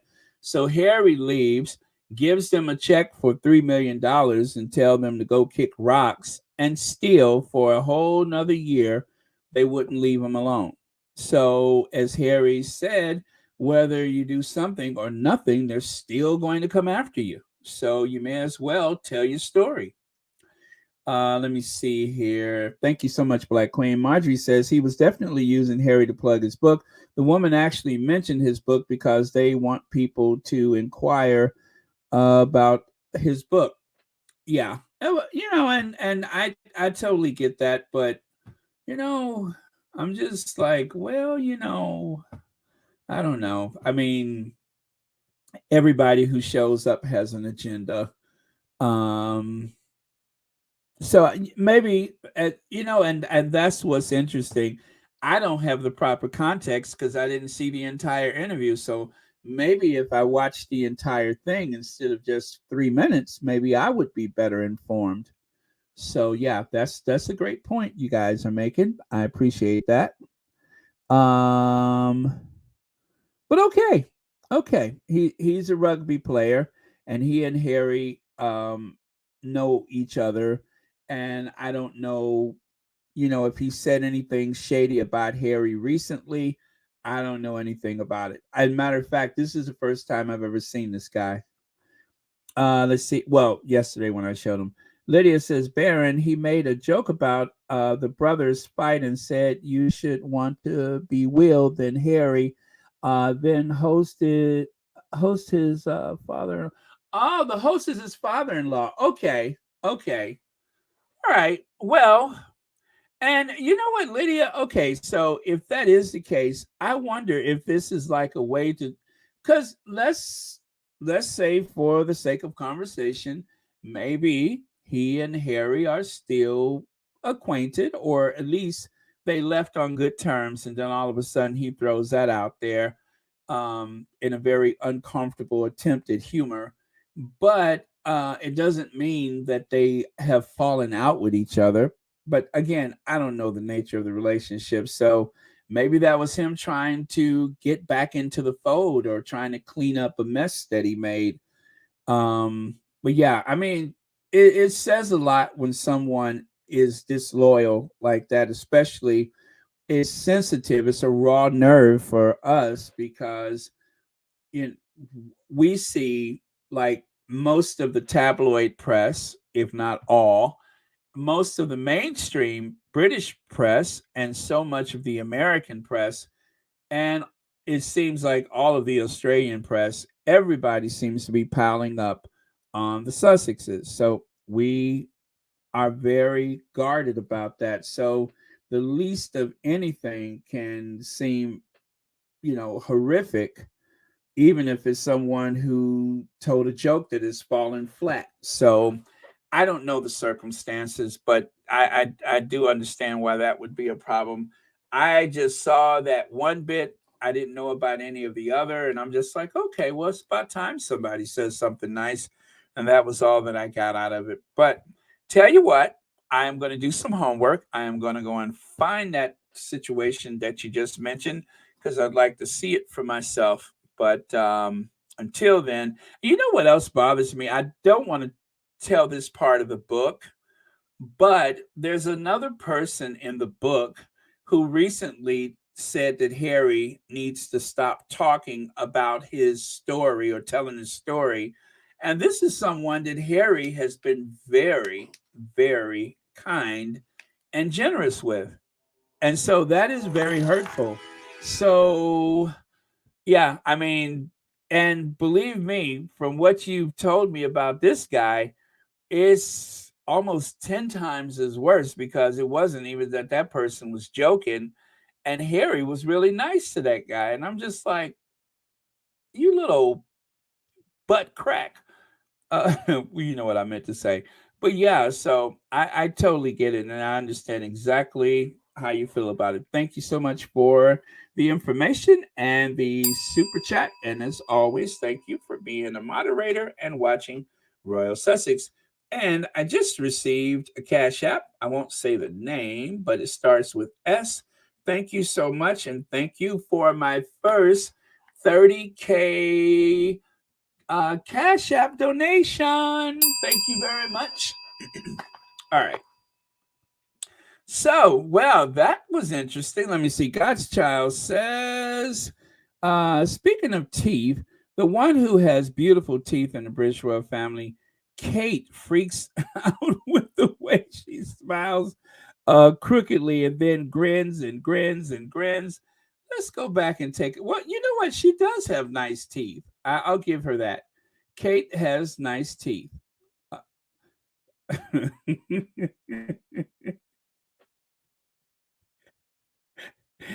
I can't go past this one out without stopping and just taking it in.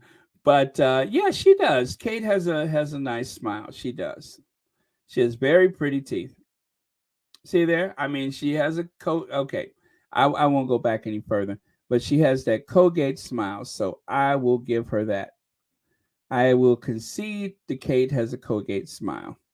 Although a very sinister disposition, but she does have a Colgate smile. Okay.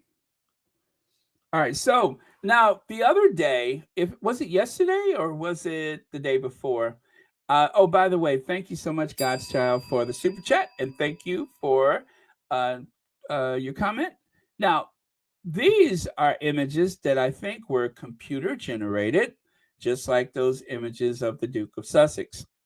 So this time, that same squatty. Oh gosh, who was that? I forgot who it was. Well, anyway, it was Harry's turn. So let me refresh your tea. There's Harry. Prince Max is the one that I saw with these.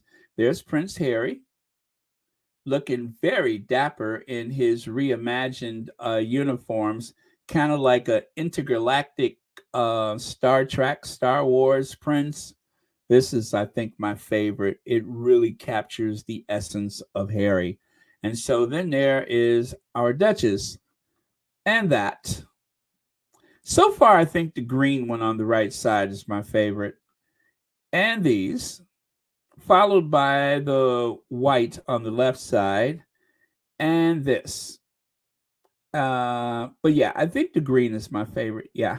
So this, and this, and this. So I want to say that the green one is the one that's the most lifelike, and I love that one. I love that one. I love the natural greens as the crown, as her headdress.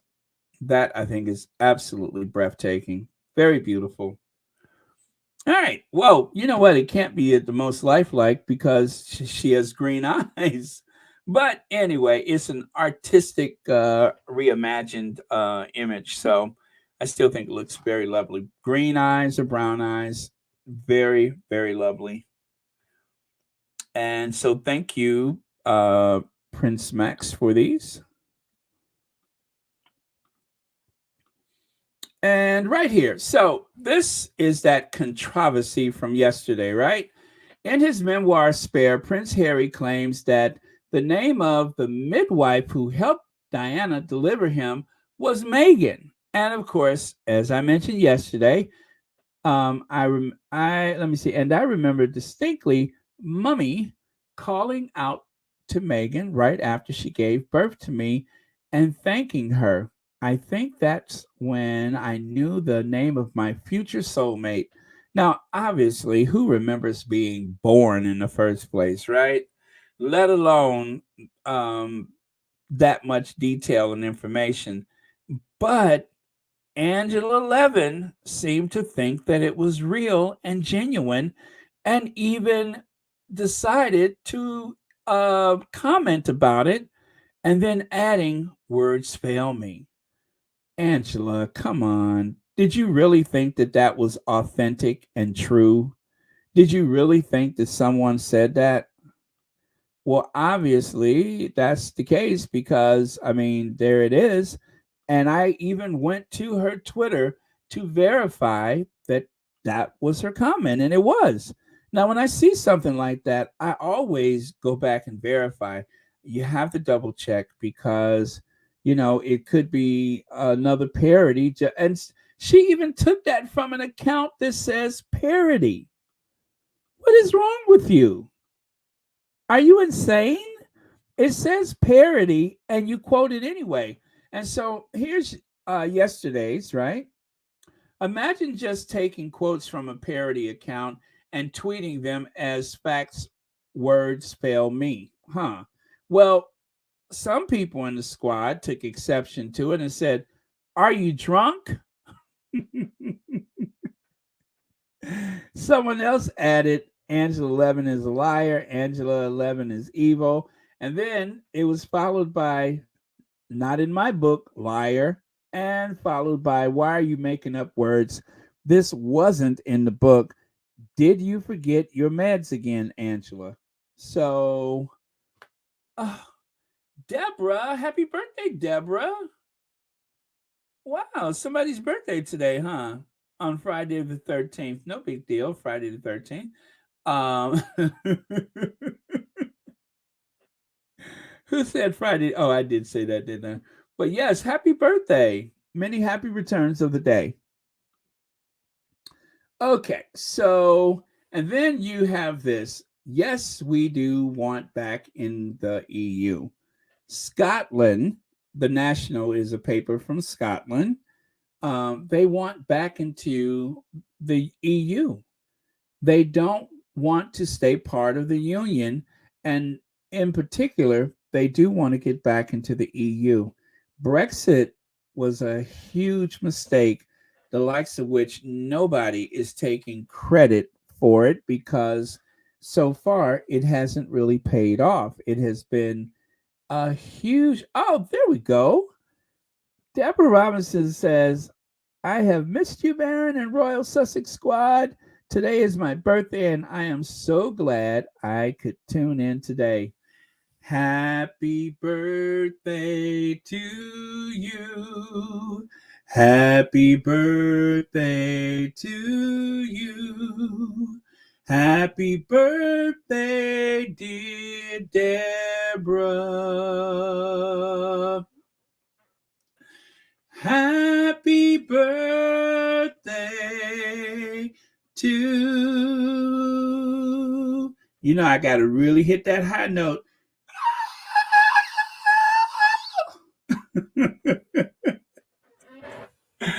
There you go. I had to do a Mariah Carey at the end, but happy birthday to you and many happy returns of the day. And thank you so much for spending part of your birthday with us here at Royal Sussex. All right. Yes, that note I hit at the end, I know somewhere there are dogs running under the bed, cats that are running up in trees. I think that note is somewhere orbiting Earth as we speak. We'll find that note. Lisa Marie Presley. Well, you guys, we prayed, and unfortunately, God had other plans, and I can't help but think that Lisa Marie is at peace right now. I've always felt a certain way for her because like any child, even like Michael Jackson, they always say, "Oh, this child has never had a childhood." What a life it must have been for someone who has grown up and have had the weight and responsibility of the legacy of her father to deal with, and of course, marriages that were always so problematic and everything. But the blessing is she had beautiful kids and a lot of responsibility. So I tell you, I feel a certain way, and I was so hopeful yesterday that she would pull through, but that didn't happen. So I feel very sad, but I'm also feeling good because at least she's at peace now. All of the responsibilities and all of the trouble and everything like that, all of that is behind her. Is somebody else, who's younger and stronger, hopefully that can take over where she left off. But I'm sure the pandemic took a toll because during the pandemic, Graceland lost a lot of money. A lot of people lost money. And so, what a responsibility she's had. And I think she shouldered the burden of her position very well. But now she gets to rest. So, rest in heaven. Oh, Ruby K's question. What did I miss here? Okay. Ruby K. I'm sorry I missed that. I'm going to go back and look for it.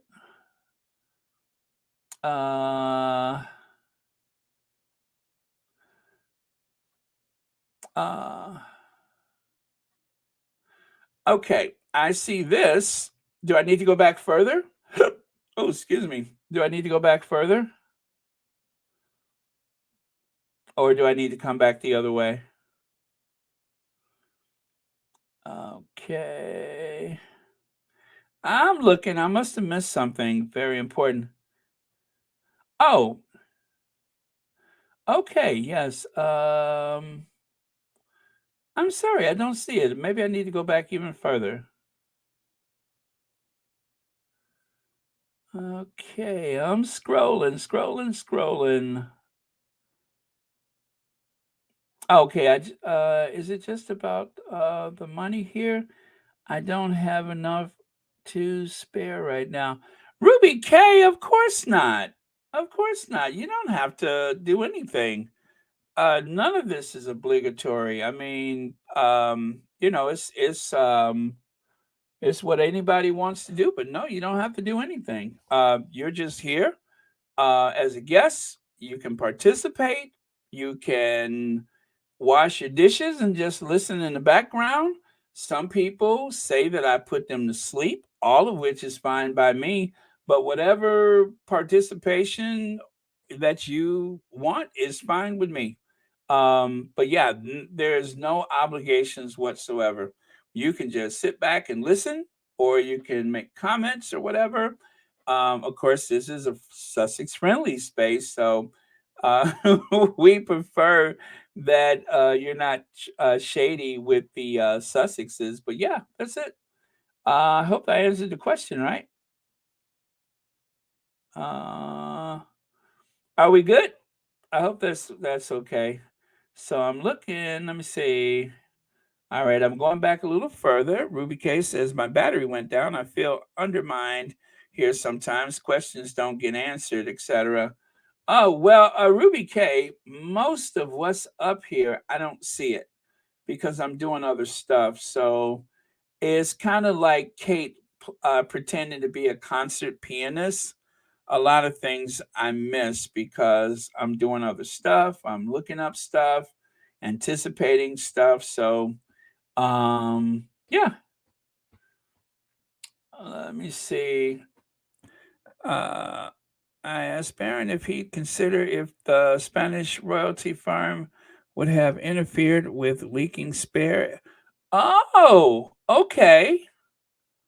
No, I don't think so. I don't think I would like to think that they wouldn't get involved with something like that. No, I think better of that family than that. Yeah, I don't think that they have anything to gain by that. A matter of fact, the Spanish royal family is like probably one of the poorest reigning royal households in Europe. So yeah, I really doubt it. But then again, if they ain't got no money, that might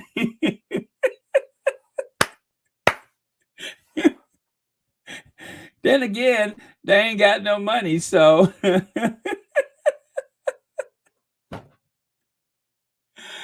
woo!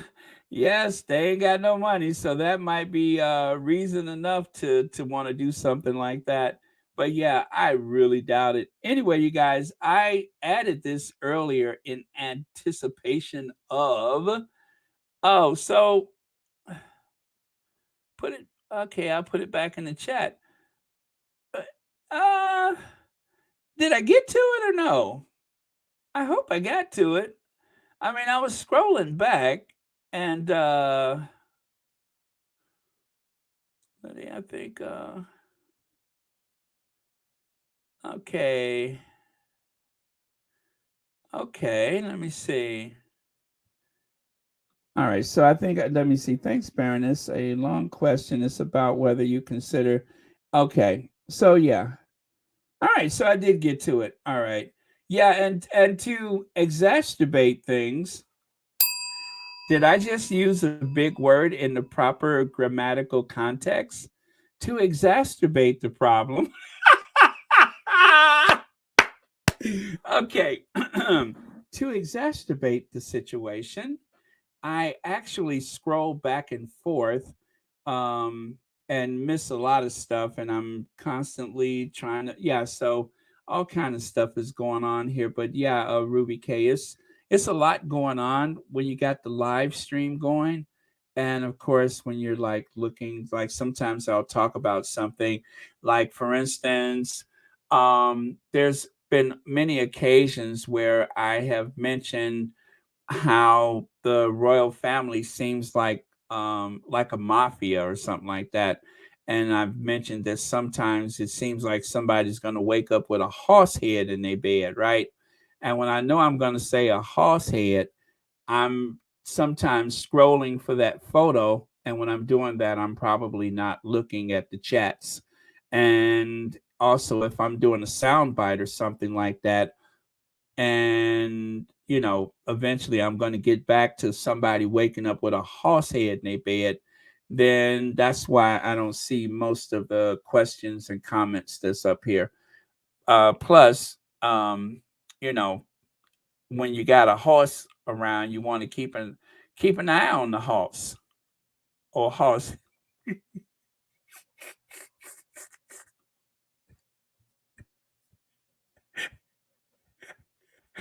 You want to keep an eye on the horse.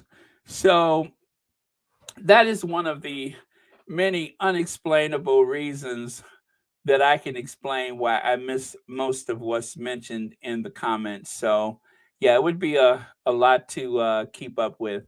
And especially and so like sometimes because of the things that I've said about the royal family, I say to myself, am I gonna wake up with a horse head in my bed?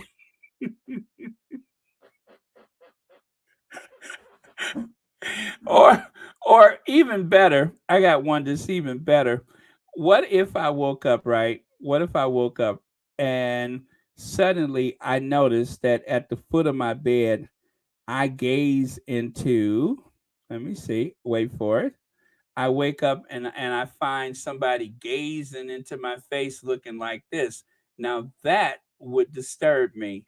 This would either mean that I'm having a bad dream or somebody has somehow put me in an institution somewhere. But either way,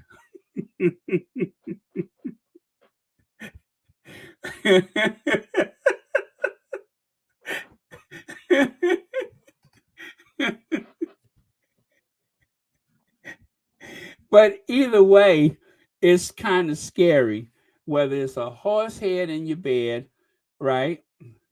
Or you got somebody giving you that look like you in some kind of institution. You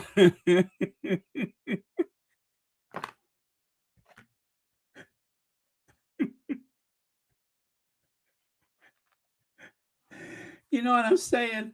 So that is my very long and convoluted answer to your question. That's some of the stuff that happens when you're doing the Royal Sussex, is that there's so much stuff coming up here and there, and you got somebody look like they should be institutionalized gazing at you, or that recurring nightmare of waking up with a horse head in the bed. All that stuff is going on.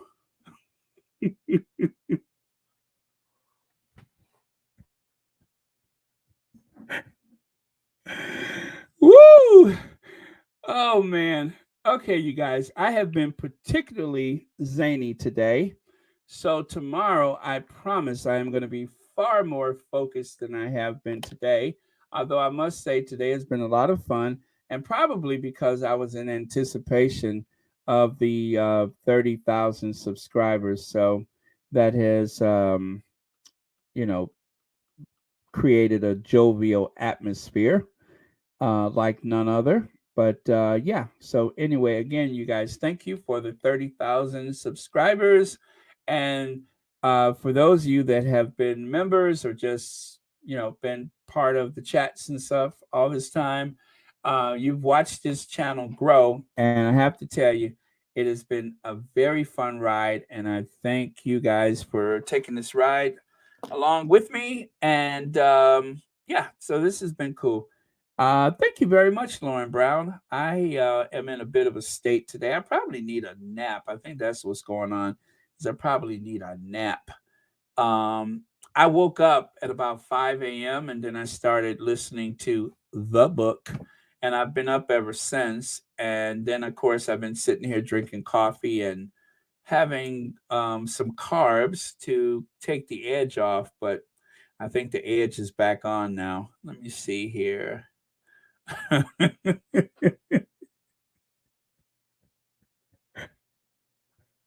Right?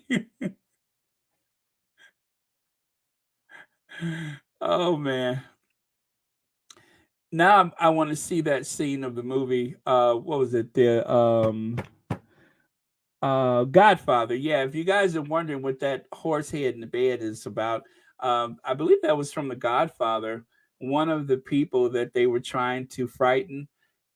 He had was it a racehorse or something like that?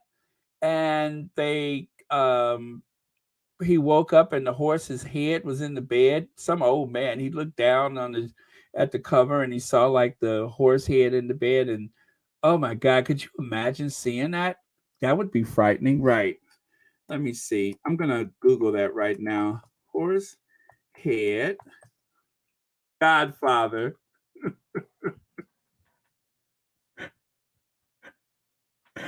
I want to see that. I want to see that scene.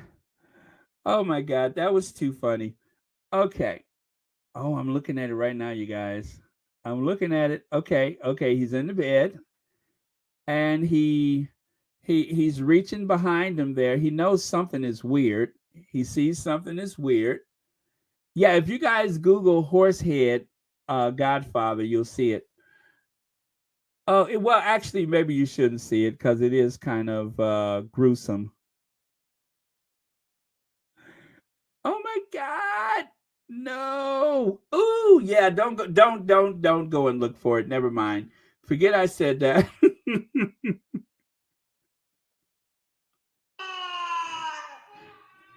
You hear him screaming?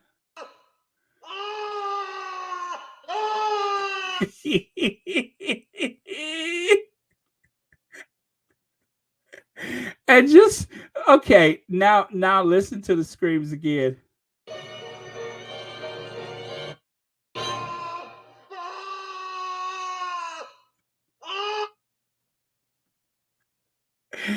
Okay, you guys, I'm getting weird. I got to get out of here because I am getting too weird.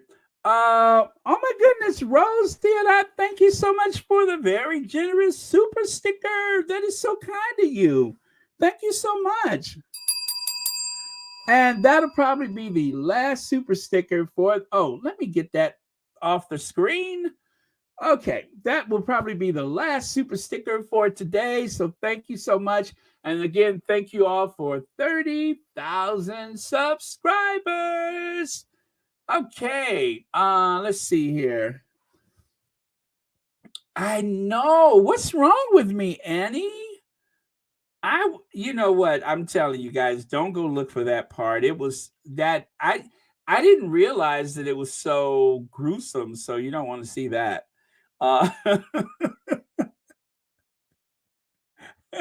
He was screaming like Aretha Franklin, wasn't he? Oh, let me see. Let me see. That's the only part I can look at when I look at the Godfather. Oh no! Oh, you can't look at. All right, that's the only part you can't look at. I know. Yeah, I know. Well, Joan Garcia. Before I get too weird, I'd probably better get out of here, though. But thank you so much. I am having fun today. I am having fun. Let me see, Baron. That was a $1 million thoroughbred horse they killed and placed in his bed. Ooh, I know. I knew it was something important about it. Well, he was screaming to beat the band, wasn't he? Ah! Ah!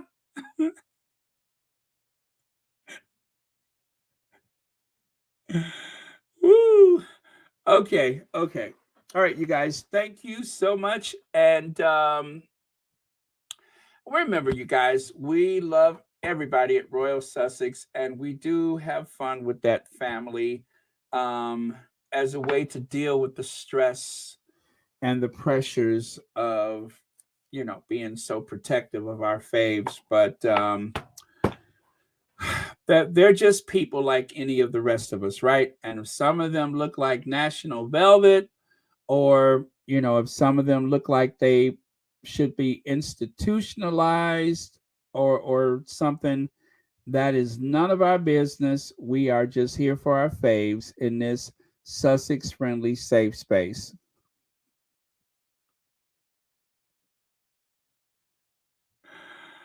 Oh my. So, with that, I am going to look for the last comment of the day. And congratulations again to Harry for being a Guinness World Record. Do you guys know that Harry has had quite a few firsts as a royal? And I'm not going to tell you what those are. I'm going to let you do your own homework. But he's had quite a few firsts, and I have to say that it just makes me that much more proud of him. So thank you guys. Let me see. Black Queen says, Baron, that's where give them an offer they can't refuse come from. Don Corleone, Godfather. Oh, yes, yes. You know, I was looking at something about that, and they were saying that what's the actor with the oh gosh, what the one who had this oh, his name is anyway, I saw the prosthetic they used to make his cheeks puffy. You know how it looked like he just stuffed tissue in his cheeks, but that was a prosthetic that they made that he would wear. Marlon Brando. Yeah, they had made a prosthetic for him to wear to achieve that look. Very, very cool watching the making of that movie. Very interesting too. So, but yes, thank you so much, Black Queen, for that information. I did not realize that it came from that movie, but thank you very much. And let's see, Ruby K says Prince Harry's life is very triggering for me. I wish him well always as Princess Diana's beloved son. Yes, Ruby, absolutely. And a lot of us feel the same way. I would say even most of us feel the same way. And yeah, it sometimes it can be very, very triggering and very stressful. And there are times when I literally have to excuse myself for some things. And then there's a lot of stuff, you guys. If you notice, there's some things that I don't share that you may see on some of the other channels just because I'm afraid that it would be too triggering. So I figure if it triggers me, it probably triggers you. And I can be very sensitive about things when I care about someone. So some of those things I just choose not to share. You know, and that's no criticism for anybody who does share it, but you know, I just know how it lands when I see it. So I try to be very careful because it's so much going on in this world, and I don't want to be a source of more, you know, pain for anyone. So all right, so donations for today. Thank you very much, Sherry Ware, Elaine Parker, Helen Cole. Thank you very much, Kim M, God's Child. Thank you, thank you, thank you, and thank you again.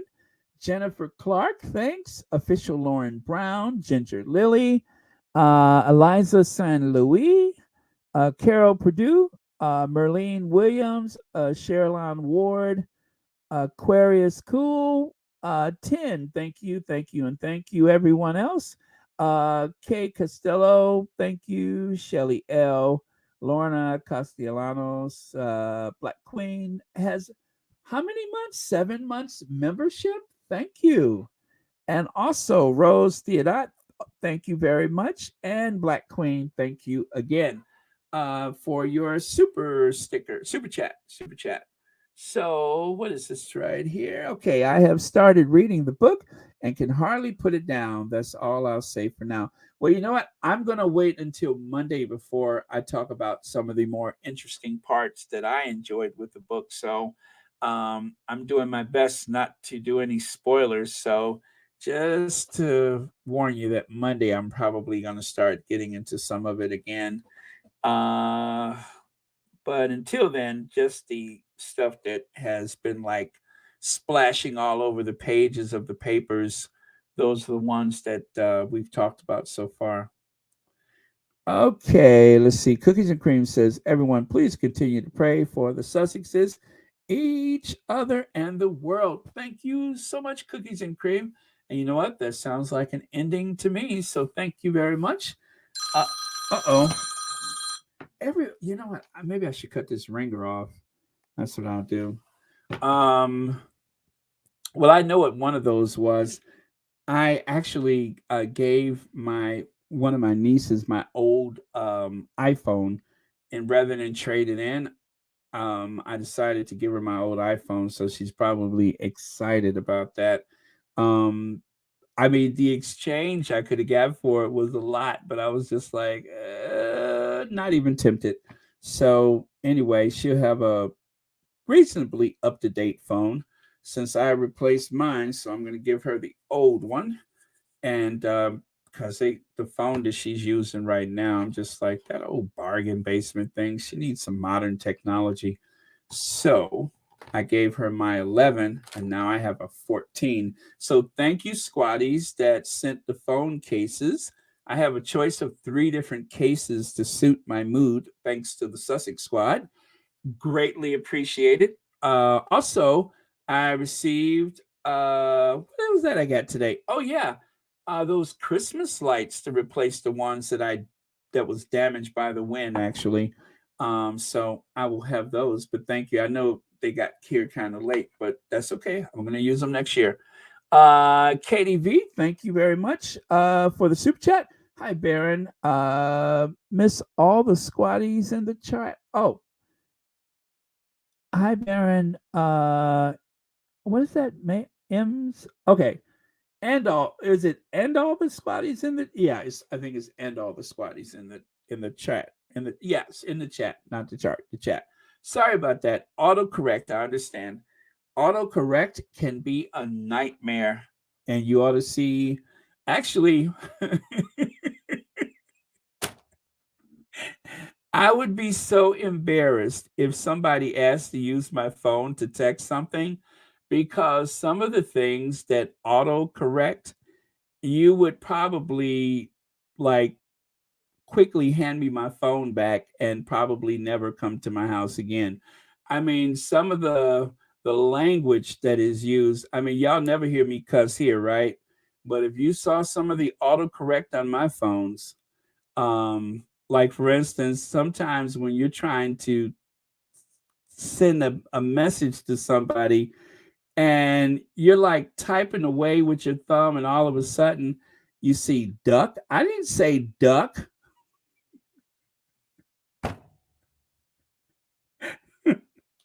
Do I seem like I was trying to say duck?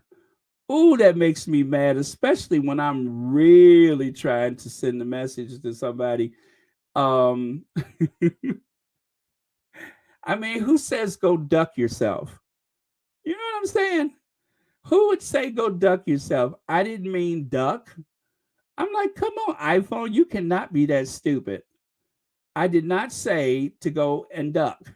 I'm not saying to go duck. Oh man, that is my struggle. So I totally understand. Oh well, the glasses. Well, you know I struggle with that too, Katie. But yeah, so but now that I have taught my phone, to use the proper words in the proper context, we're okay now. But when I first got the phone, I'm like, oh man. And don't worry, you guys, I totally erased the old phone. Trust me, it's erased. It's back to the factory setting. It's a blank slate. So don't worry. I know you guys are wondering, well, maybe you should have kept that phone, right? But no, it's back to the factory setting. So there's no old information. There's nothing in there. I hope. Anyway, and now that I've mentioned that, maybe I should get off this phone and verify that 100%, shouldn't I? Okay, so you guys, I'm going to go. I'm going to go before the counselors at school What's that, bearing your phone is saving you from yourself and autocorrecting? Well, yeah, I mean, it'll keep me from getting a libel suit or something.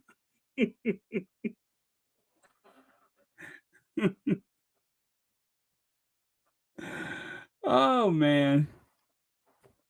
So, with that, I'm going to go. But I've had fun today, you guys, and thank you for celebrating. Let's do that one more time. Hello, Ivy here. Hello, Ivy. Girl, the Duchess of Sussex won. Meet me at the Royal Sussex party. Janelle's gonna be there. All right, Ivy out.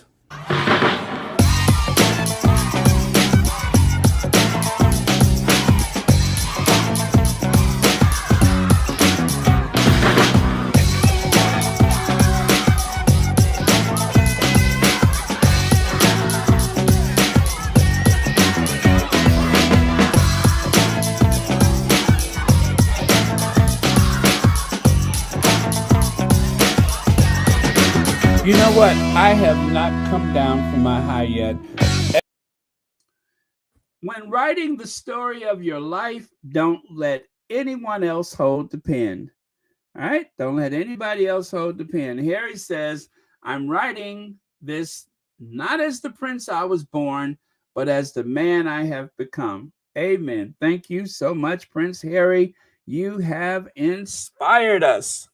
All right, so Shelly L says, "Aw, you're so cute. It's still in there. What's in there? What did I miss? What did I miss? Okay. Well, I'm sure I probably have done something adorable, but thank you so much for the super chat. And thank you, everybody. Now let's ginger adventure ourselves out of here.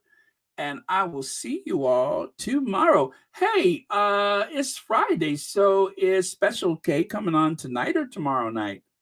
Special K's coming on tonight, I bet, right? I hope so. Oh, Special K was so good last week, right? Right? Special K was so good. Oh my goodness. I mean, just I laughed. I shook my head. I clapped my hands. It was just epic. So if you, by the odd chance, are listening, Special K, I have to say you are amazing. I thought last week was particularly. Oh, it's on my phone. Oh, okay. It's on my phone.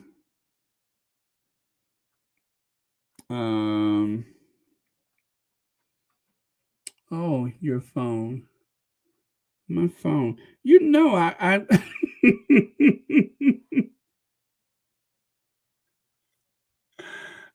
your it's still in there. What's in there actually? Your phone. I don't know what that means. And you know what? It's probably because I need to take a nap.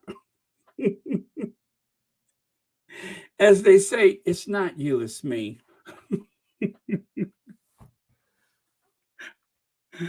Oh man. So with that, I'm gonna ginger venge while I try to sort that out. But thank you so much, Shelly L, I'm sure.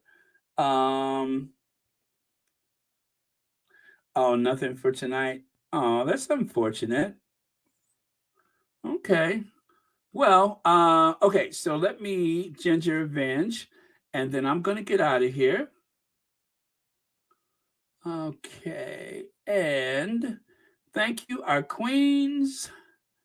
And let's cue Ginger Venture. Oh, you're talking about got rid of everything. Oh, so you're really? Oh, so you mean like if one of those forensic people like at the FBI needs to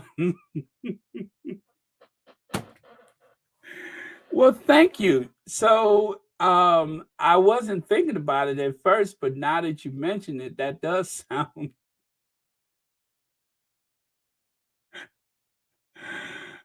I suppose that if one was to go that extra mile, yeah, I probably should have thrown that thing in a vat of acid or something. But oh well. Oh, is Sharian on right now? Oh, okay. Okay. Yeah, you know what? I think I was going to watch yesterday, but then I saw that she said spoiler alert. But yeah, let me pin that to the top of the chat. So you guys, I am going to pin Sharian Sharday to the top of the chat, and she's starting right now. Okay, she's starting right now. So I'm going to pin that to the top of the chat, and I will see you guys over there. And I'm just gonna like watch while I make dinner. And then I'll probably see you guys over there. Sleep early tonight. Thank you, Shelly L, for scaring the bejesus out of me now. Let me see here. That's okay, I'll get you back. There you go. I'll get you back. Okay, so that is Sherry and Sharday, you guys. I will see you over there. Thank you all so much. Massive big thanks to all of you. Thank you so much for your contributions, no matter what. It is always appreciated. Without your chats and questions and conversation and the mod squad and everything, there would be no Royal Sussex. But you guys, I swear, Royal Sussex has been the fastest growing Sussex-friendly channel ever. Well, I mean, not like Prince Harry's book fast growing or whatever, but yeah, but I think so. I mean, it's kind of like the same principle, and that is because of all of your input. So thank you so much. Greatly appreciate it. And I will Ginger Avenge and see you guys over at Sharian Shardays. Remember, it's at the top of the chat. Click on that link and don't forget to like, share, and subscribe. All right, we're good.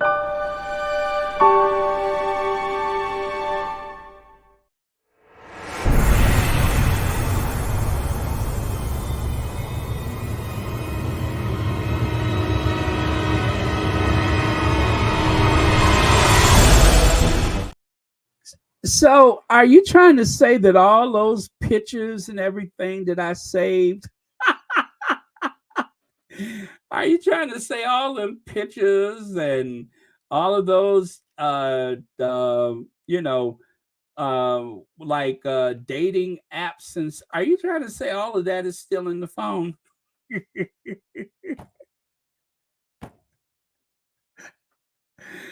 Oh, is that what you're saying? Like, let's say, for instance, I purchased a pair of Speedos, right? Let's say I purchased a pair of Speedos and I went and stood in a three-way mirror and took a photo. Are you trying to say all of that may still be in the phone? Anyway, I am going to Ginger Avenge us out of here.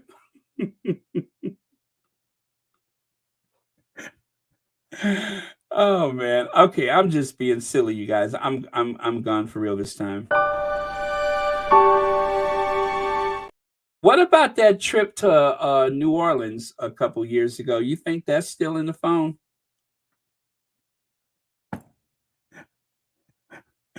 Huh? Or Las Vegas? You think all that stuff is still in there?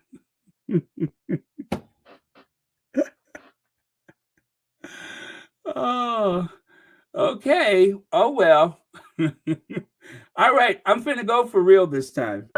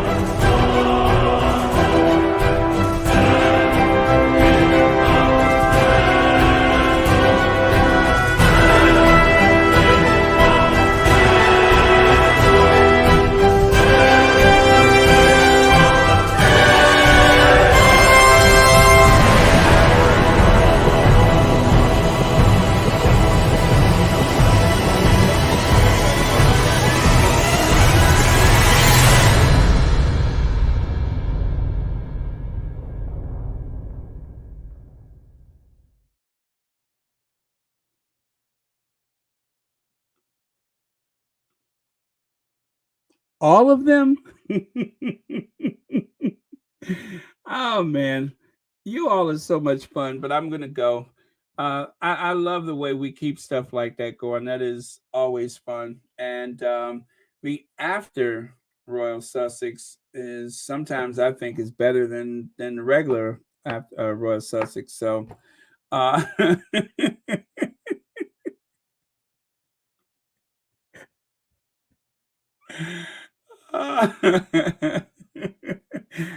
wait, no comment. Uh, you all are messy. Hey, remember the Oscar Mayer Wienermobile? That one right there was the one that almost put me in the hospital. Was the Oscar Mayer Wienermobile? That was when I found out exactly how messy the Sussex squad could be. I thought I was going to go to the hospital that night. I thought my spleen or something had ruptured. But yeah, so okay, good to go. See you guys. I'm going to end broadcast, and I will see you all over at Sherry and Sade. Don't forget, the link is at the top of the chat. Spoiler alert, she is deep diving into the book as only Sherry and Sade can. And anyway, get over there and you'll see. Okay, see you guys.